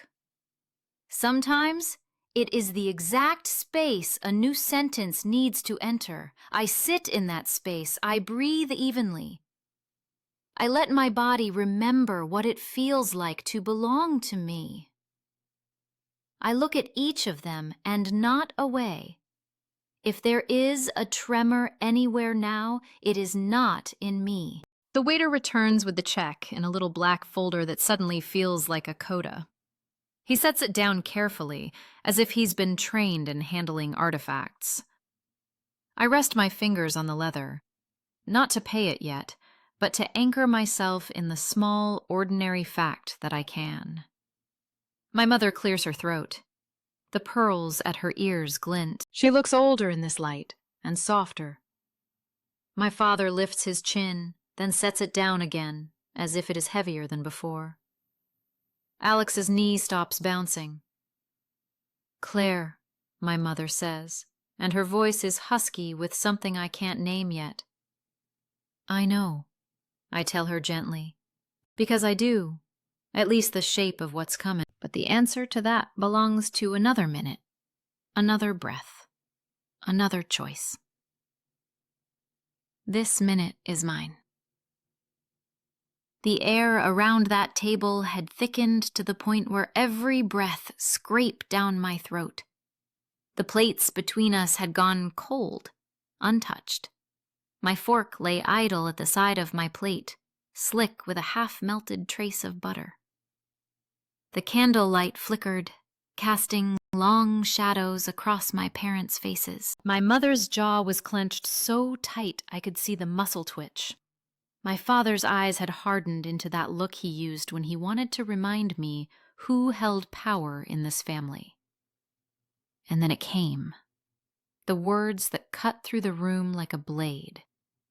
You need to decide, Claire, my father said, his voice steady but heavy with threat. Are you with your family, or are you against us? For a moment, I swear my heart stopped. It wasn't a question. It was an ultimatum.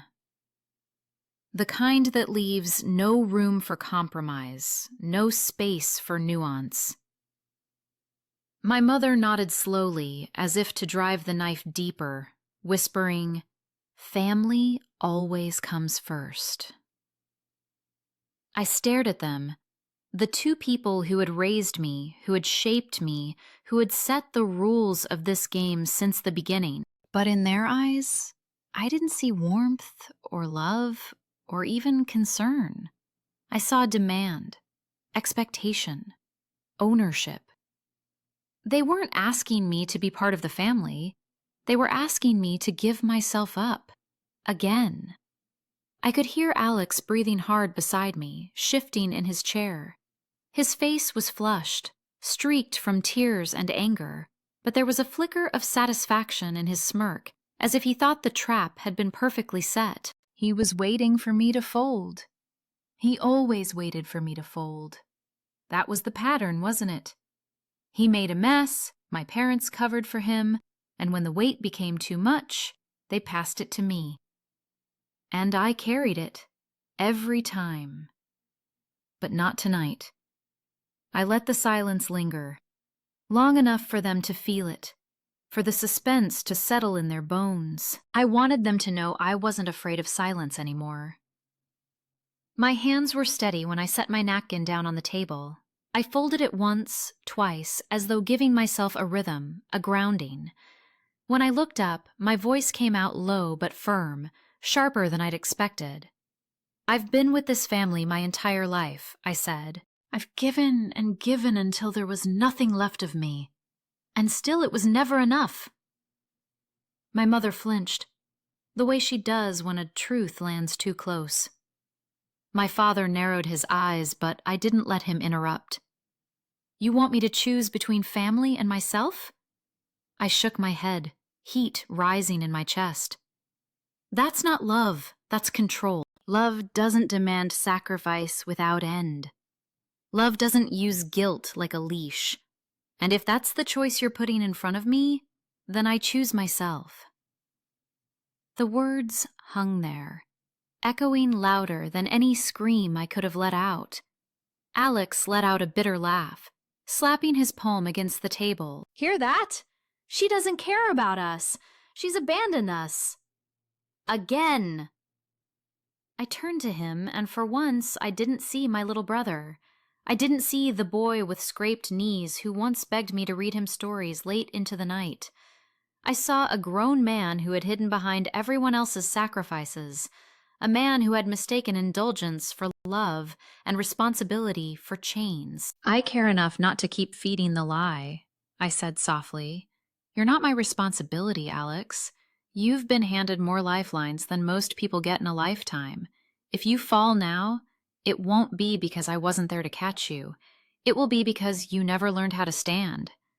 His smirk faltered, just a flicker, and then the anger returned, hot and loud.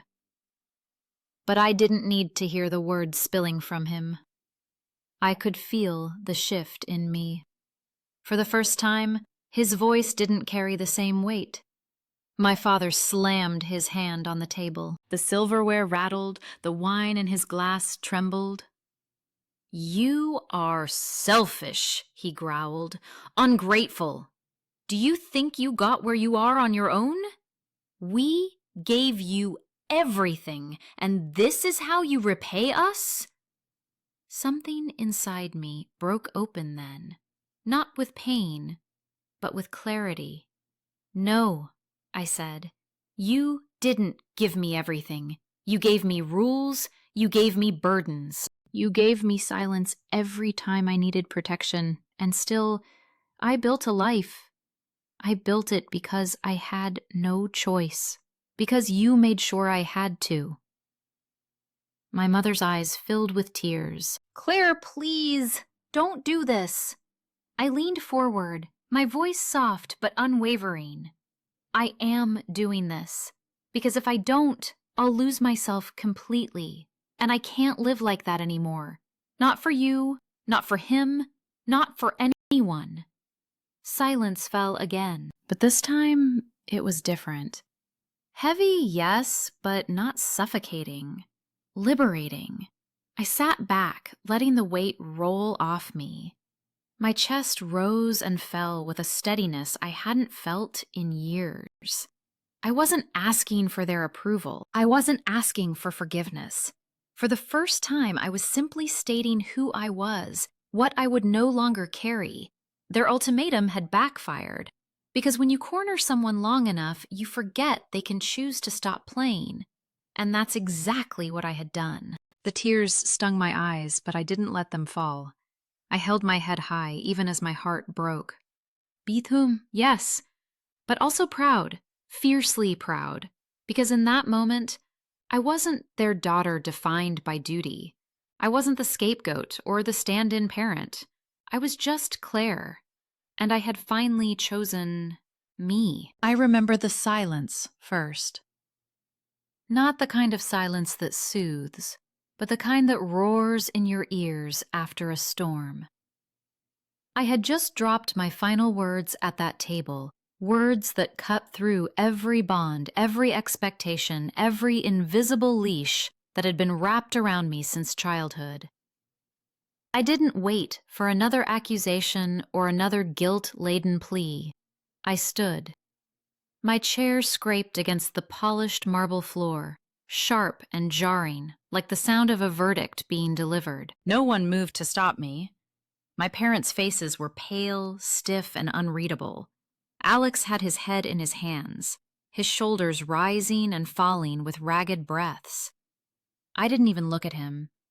I was too afraid that if I did, I would hesitate, and hesitation was a luxury I couldn't afford. The maitre d' tried to approach me with a polite smile, maybe to ask if everything was all right. One glance at my expression must have told him all he needed to know. He stepped aside, silent, as I walked past the glittering tables filled with strangers laughing over dessert and wine.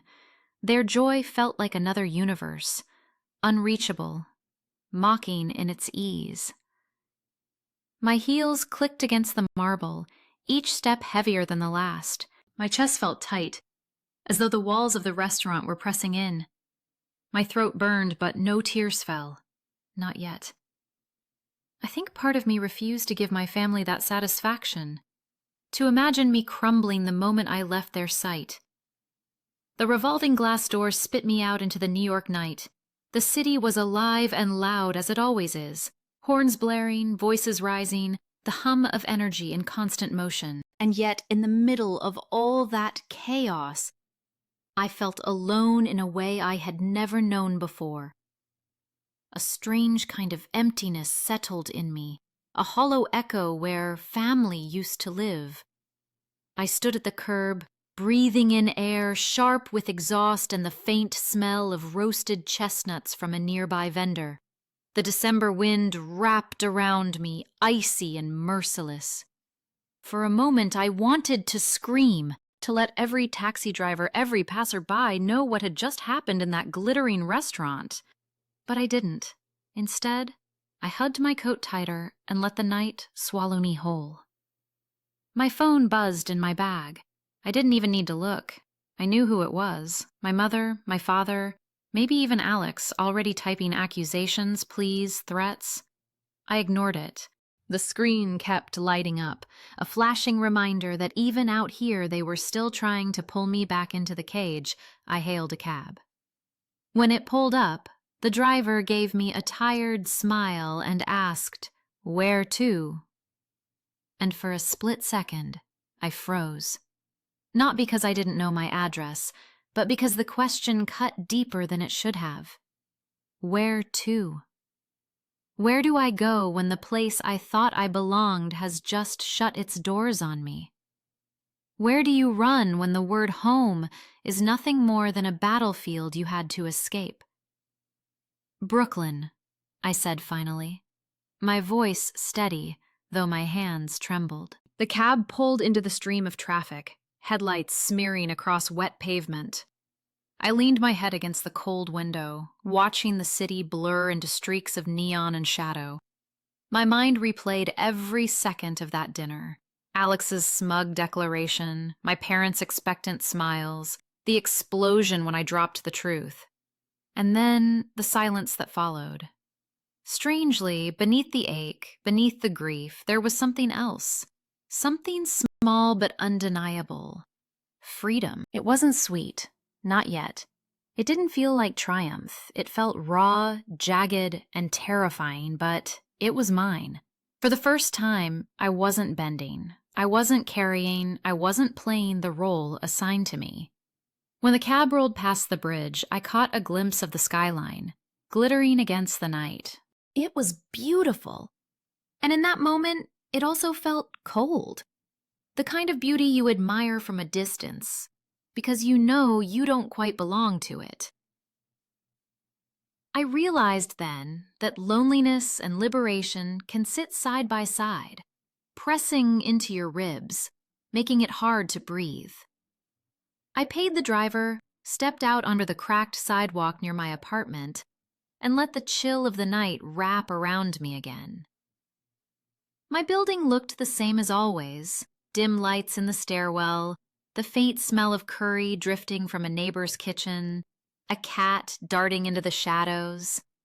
Ordinary, unchanged. And yet I knew that nothing inside me was ordinary anymore. Upstairs, I dropped my bag on the floor and sat on the edge of my bed, shoes still on, coat still wrapped around me. Finally, the tears came. They weren't loud or dramatic.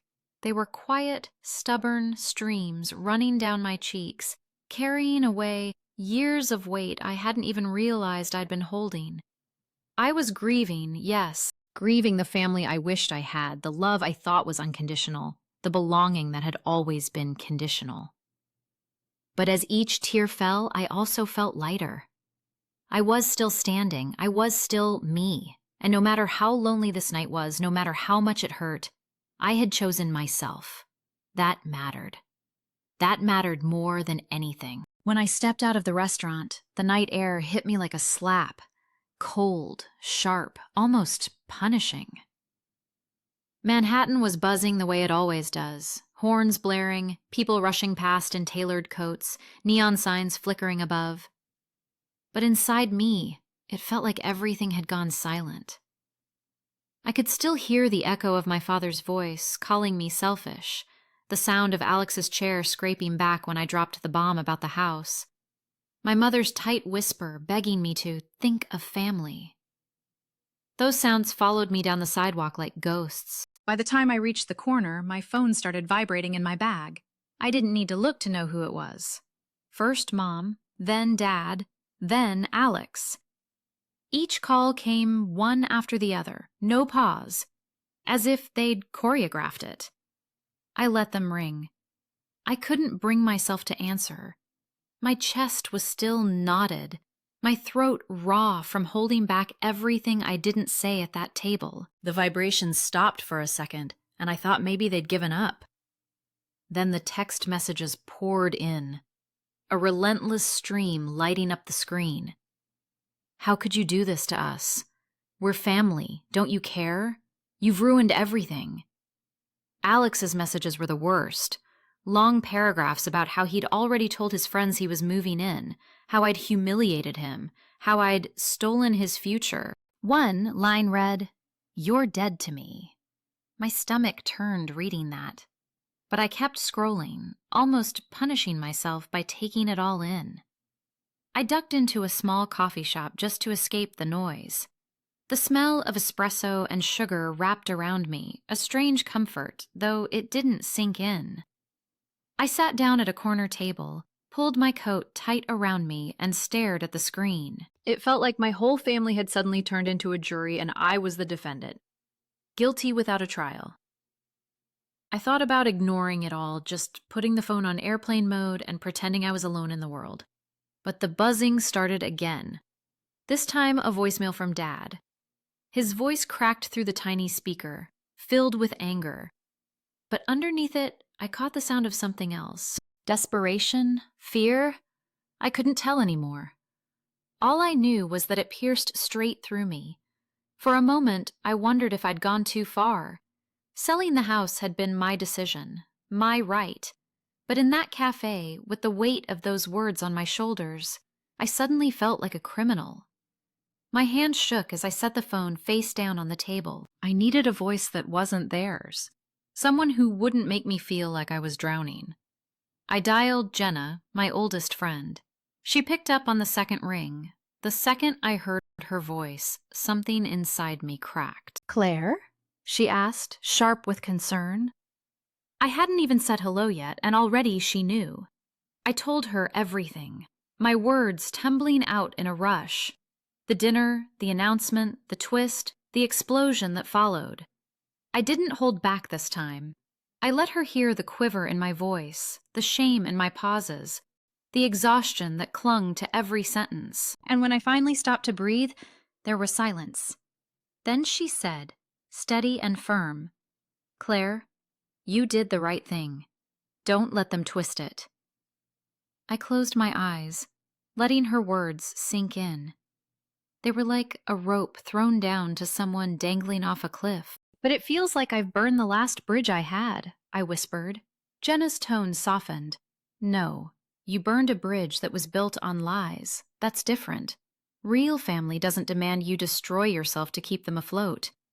You've carried Alex your whole life. It's okay to finally put him down. Hearing that didn't erase the ache in my chest, but it gave me a sliver of air. I hadn't realized until then how heavy it had been, trying to carry the guilt and the righteousness at the same time. Jenna listened as I cried quietly into the phone, shielding my face from strangers in the cafe. She didn't rush me. She didn't try to fix it. She just stayed on the line, a lifeline in the storm. When I finally pulled myself together, I walked home through the city streets. The lights blurred, my eyes still swollen from tears. Every few steps, my phone buzzed again, with another message I didn't read. By the time I reached my apartment, I left it on the counter and shut it in the drawer. I couldn't bear the sight of it anymore.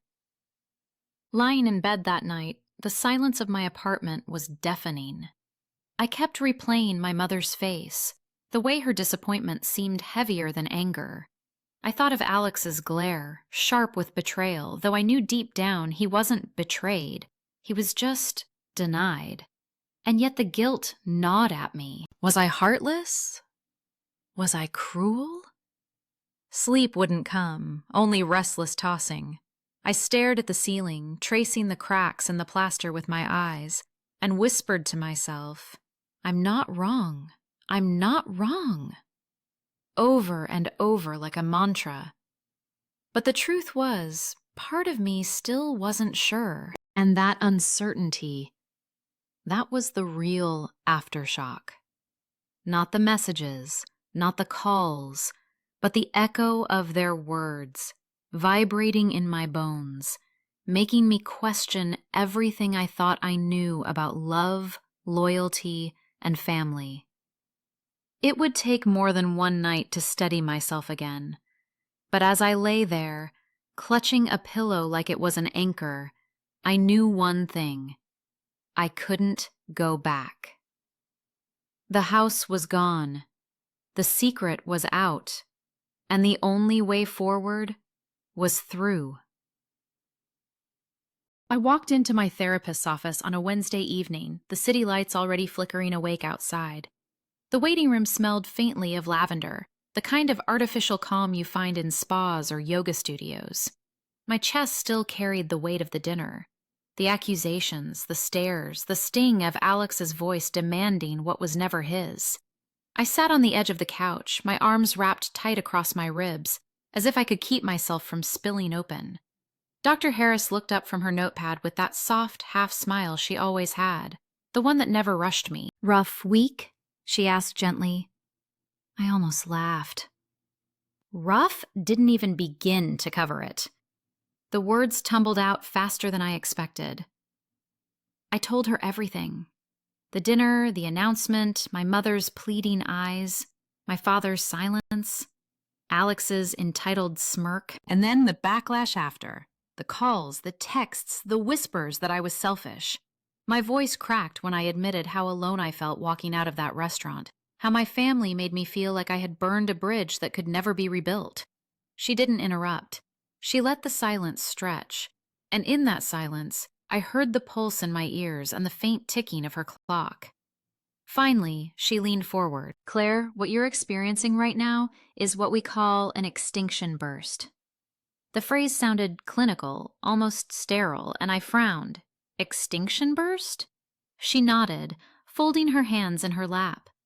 When someone breaks a long-standing pattern, especially one where others have benefited from your compliance, those people often react violently, emotionally, dramatically.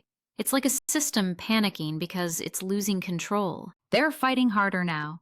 Not because you're wrong, but because deep down they sense the old arrangement is over.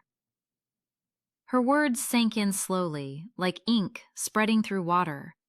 I thought about Alex, the way he slammed his hand on the table when I said the house was gone. I thought about my mother, her voice trembling with outrage, accusing me of betrayal. I thought about my father's sharp intake of breath, the way he couldn't even look at me. They weren't reacting to the sale of the house. They were reacting to a lifetime of expectations crumbling in front of them. "They're escalating," Dr. Harris continued, "because they're desperate to pull you back into the role you've always played. The responsible one, the fixer, the one who sacrifices." A lump formed in my throat. For 37 years, I had worn that role like a second skin. It was stitched into me so tightly that I didn't even know where I ended and it began. And now I had dared to rip it off. No wonder they were screaming. "I feel guilty," I admitted. "Like maybe I should have softened the blow or offered something, anything to make it easier." She tilted her head. "Whose comfort are you prioritizing in that thought? Yours or theirs?" The question hit hard. I realized I was still rehearsing their feelings in my mind, still twisting myself to fit into their comfort zones. It was a reflex, an old survival instinct, but it was killing me. "Claire," she said softly, "guilt can be a sign that you're violating your family's rules. But guilt doesn't always mean you've done something wrong. Sometimes guilt is the shadow that shows up when you're finally doing something right for yourself." I closed my eyes. Her words wrapped around me like a blanket I didn't know I needed. I had been so tangled in their accusations that I forgot to notice. For the first time, I had chosen myself. She asked me to breathe, slowly, deliberately. In through my nose, out through my mouth. I counted seconds. My shoulders dropped a fraction. "Tell me," she said, "what would happen if you let them sit with their anger instead of rushing to soothe it?" The image terrified me. My mother pacing, my father's cold silence, Alex's rage. But another image followed, quieter. Me, standing still, unshaken. For once, not bending, not fixing, not patching holes in a boat I didn't sink. I spoke it aloud. "They'd realize I'm not playing the same part anymore." She smiled. "Exactly. Extinction bursts burn hot, but they burn out. The more consistent you are, the sooner they'll have to adjust." Her certainty steadied me. I thought about my grandmother's house, about how selling it wasn't betrayal, it was liberation. She had fought for her own independence in her time. Maybe this was me following in her footsteps. We spent the rest of the session dissecting patterns, naming them out loud. Golden child, scapegoat, family enabler, and each word felt like a stone lifted off my chest. For years, I thought I was crazy imagining the imbalance, but hearing it named, framed in psychology, made it real. It wasn't just in my head. By the time I stood to leave, my legs felt steadier than when I arrived. The city outside buzzed with taxis and sirens. But I carried something new inside me. A clarity, a phrase I could hold on to when the storm came again. Extinction burst. They were lashing out because they knew the old Clare was gone, and the new one refused to kneel. And for the first time in a long time, I believed I could survive their anger. I still remember the way the city looked that morning. The sky over Manhattan was gray, a heavy kind of gray that pressed down on the streets, flattening the usual buzz into something muted. My office sat on the 24th floor, all glass windows and neat lines, a place where I usually felt in control. That morning, though, something inside me was restless, twitchy. I couldn't put a name on it, but my body knew before my mind did. I was at my desk, reviewing a case file, when I heard it. The elevator bell, a sharp ding, too early for my next appointment. Then the heavy thud of footsteps coming fast down the hall. My receptionist's voice rose, muffled, trying to stop someone. My stomach tightened. I didn't need to look up to know. It was Alex. He stormed in without knocking, pushing the glass door so hard it rattled against the stopper. His face was red, blotched, and his hands shook as he pointed at me. Behind him, my assistant hovered nervously, unsure whether to intervene. "So this is where my money's hiding," Alex spat. His voice cracked like glass. "You think you can sell that house and just walk away? You think you can keep it all to yourself while I'm drowning?" I stayed seated. My chair creaked as I leaned back, crossing my arms over my chest. I could feel my pulse in my throat, but I refused to let it show. This was my space, my ground. Here, he couldn't bulldoze me. "Alex," I said evenly, "this is my office. You don't get to barge in here and scream at me, 'Sit down,' or 'leave.'" He laughed, a bitter, jagged sound. "Oh, don't pull that lawyer act on me. I know the law too, you know. I can sue you. I'll drag you to court and make you pay me what's mine." The word mine hung in the air like smoke. I tilted my head, studying him. His shirt was wrinkled, his tie knotted wrong, his hair sticking out like he hadn't slept. He looked less like a man ready for battle and more like a boy who'd lost his way. Still, his anger filled the room, pressing against me. "You don't have a case," I told him, my voice low but steady. "The house was legally mine. I had every right to sell it. You weren't owed a cent then, and you're not owed a cent now." He slammed his hand on my desk, hard enough that my pen jar rattled. "Don't you dare talk to me like I'm nothing. Mom and Dad promised you a lot of things," I cut in. My tone was sharp now, slicing through his noise. "They gave you money, they gave you shelter, they covered your debts, and every single time they looked at me to hold steady while you burned everything down. Well, not this time. Not with my house, not with my life." His eyes flashed, wet with rage. "You're supposed to be my sister. Family helps family. Or do you think you're too good for that now?" I leaned forward, folding my hands on the desk. My voice softened, but the steel stayed. "I am your sister. And because I'm your sister, I'll tell you the truth. You are a grown man, 32 years old. Family doesn't mean I carry you on my back until I collapse. Family means we stand together, and right now, Alex, you're demanding I crawl so you can ride." For a moment, silence.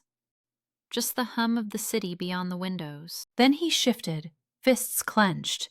"So that's it? You're cutting me off?" "I already have," I said. "The day I signed those papers and handed over the keys. That was me choosing myself. And I won't apologize for it." He stood there, trembling, his breath harsh in the quiet. My assistant peered in again, uncertain, ready to call security if I signaled, but I didn't. I just held his gaze. "You'll regret this," he muttered finally, voice breaking. "One day, you'll regret it." He turned and stalked out, slamming the glass door behind him. The echo rang through the office long after he was gone. I sat still, my hands flat on the desk, breathing slow. My whole body shook, but inside I felt something new. Clarity. He had tried to bring the chaos of our family into my sanctuary, and he had failed. For the first time, I wasn't the one scrambling to defend myself. I was steady. I let out a long breath, pressing my palms together until the tremor eased. The city hummed outside, alive, indifferent, and in that moment I realized I wasn't afraid of Alex anymore. Not of his anger, not of his threats, not of the role he'd been allowed to play all our lives. I had stood my ground, and I wasn't moving. I never thought healing would feel so quiet. Not dramatic, not loud. Just these small, almost imperceptible shifts, like the first buds on a tree after a brutal winter. For weeks after that dinner, my phone buzzed with messages I didn't answer. My parents tried everything: guilt, anger, silence. But then one afternoon, tucked between bills and catalogs, there it was. A letter. My father's handwriting. Shaky, uneven, like he'd started and stopped a dozen times before finally sealing it. It wasn't a grand apology. It wasn't even what I had once begged for. Acknowledgement of all the years of imbalance, all the favoritism, all the neglect. No, it was half-formed, fumbling. He wrote, "We may not understand your choices, but we don't want to lose you." And that was it. No flowers of remorse, no declaration of change, just those words, as if even admitting that much cost him more than he could afford. And yet, I sat at my kitchen table, letter trembling in my hands, and I felt a flicker. Not forgiveness, not yet, but maybe a doorway cracked open, a sliver of light spilling through. Alex, too, surprised me. I had braced for months of tantrums, demands, more of the same entitlement.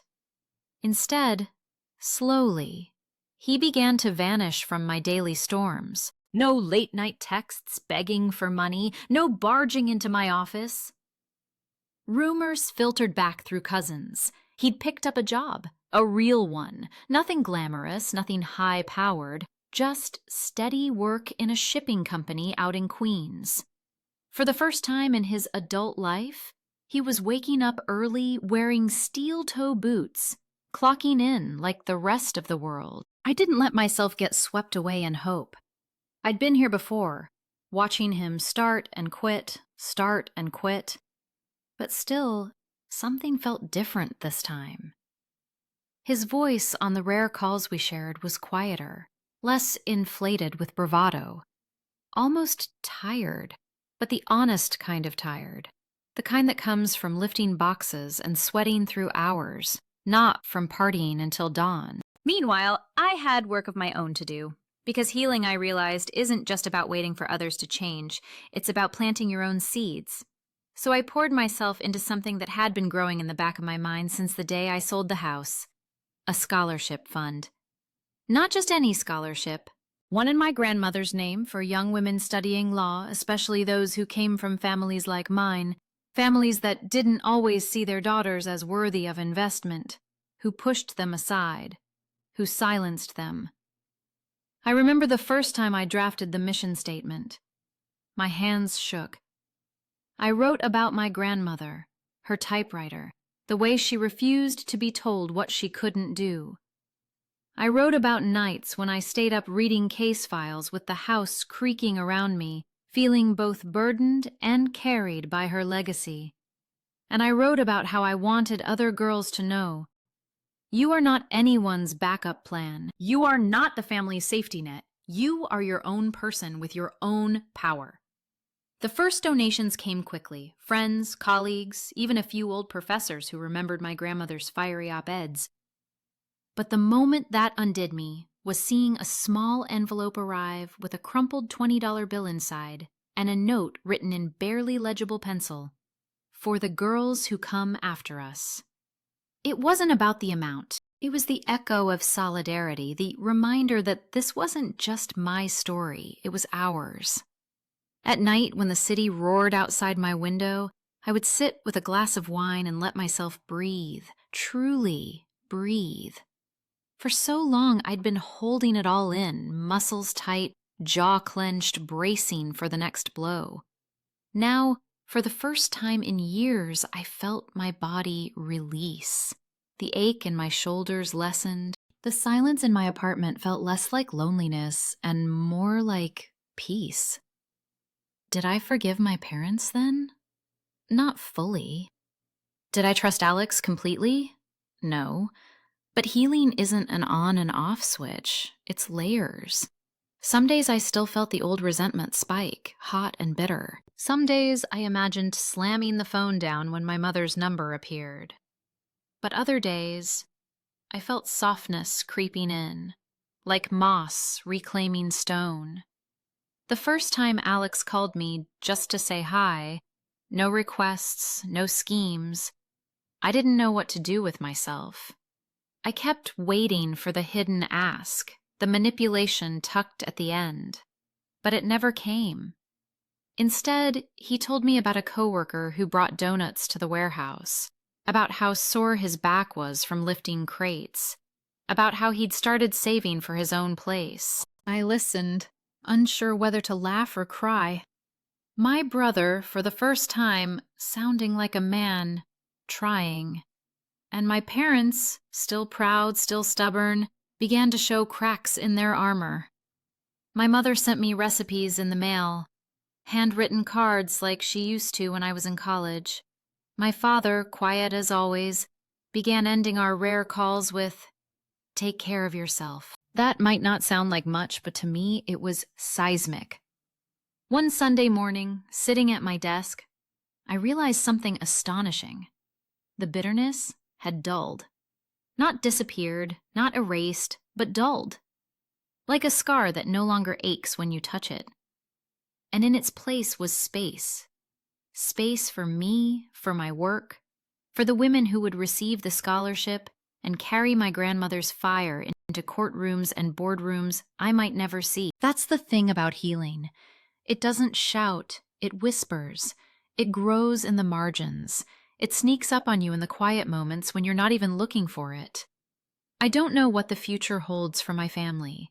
I don't know if Alex will keep steady, if my parents will ever truly see me as I am. But for now, I can breathe. For now, I can look at the path behind me and see that I chose myself, and I survived. And that survival, that choice, became the soil where something new could grow. Maybe that's what healing really is, not erasing the past, not waiting for perfect apologies, but building something beautiful anyway, in spite of it all. I remember the first time I saw that house again after everything had gone down.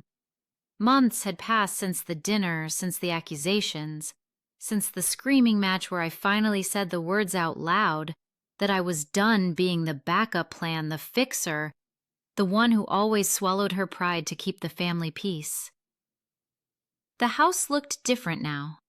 Fresh paint on the shutters, flower boxes blooming on the windowsills, ivy trimmed neatly along the fence. The new owners had sent me an invitation written in looping cursive on thick cream paper. "We're hosting a garden party this Sunday to celebrate the house. We'd love for you to come." At first I laughed when I opened it. Me? Come back to the place that had been a battlefield, a symbol, a heavy weight, and a gift all at once? But the more I stared at the card, the more I felt something stir inside me. Curiosity, maybe even hope. So I went. The day of the party, the sun was soft but bright, hanging low in the early summer sky. I wore a simple dress, the kind my grandmother would have approved of. Nothing flashy, but elegant, strong. I carried no expectations, only a quiet readiness, like a person walking into a room she once knew but no longer owned. When I stepped into the garden, music drifted through the air. A small quartet was playing under the shade of a tree, and laughter rang out like wind chimes. Tables were dressed in white cloth, dotted with glasses that caught the light. The house, my grandmother's house, stood proud behind it all. Not burdened anymore by old secrets or sibling rivalry, but alive again. I let myself walk the perimeter, brushing my hand over the new rose bushes planted along the path. It didn't feel like a wound anymore. It felt like closure. For the first time, I saw the house not as something I had lost or given up, but as something that had given me a chance to reclaim myself. One of the new owners, a woman with kind eyes and soil under her fingernails, came over and introduced herself. She told me they had fallen in love with the house the moment they saw it. She said they wanted to honor its history, to let it hold joy instead of tension. I smiled in a way I hadn't in months. It was my grandmother's, I told her softly. She would have loved to see it like this. For a moment, I could almost feel my grandmother's presence, the way she used to pour tea in the kitchen, the smell of her perfume lingering on the stairs, the sound of her typewriter clacking late into the night. I felt her approval, her whisper telling me I had done the right thing. And then, as if on cue, my phone buzzed. A message from my mother. Just 5 words. We're proud of you, Claire. I stood there, staring at the screen, the hum of the garden around me, tears prickling at the corners of my eyes. It wasn't a full apology. It wasn't a miracle, but it was something. A bridge. Small and shaky, but real. I slipped the phone back into my purse and looked up at the sky, exhaling a breath I didn't realize I'd been holding. For so long, I had carried the weight of proving myself, of fighting for fairness, of holding the line. Now, in that moment, surrounded by the laughter of strangers and the rebirth of a house that no longer belonged to me, I felt free. Closure isn't always clean. It isn't always perfect. Sometimes it's just the quiet acceptance that things happen the way they were supposed to, and that you survived it. I walked further into the party, accepted a glass of champagne, and let the bubbles tickle my throat. I wasn't thinking about Alex, or my parents, or the dinner that had nearly broken me. I was thinking about resilience, about setting boundaries, about the truth my grandmother had lived and passed down without ever putting it into words. That loving yourself enough to say no is sometimes the bravest act of love you can give to others. That evening, as the sun dipped behind the rooftops and lanterns flickered to life across the garden, I left the party with a calm heart. The house wasn't mine anymore, but my life was. And that, finally, was enough.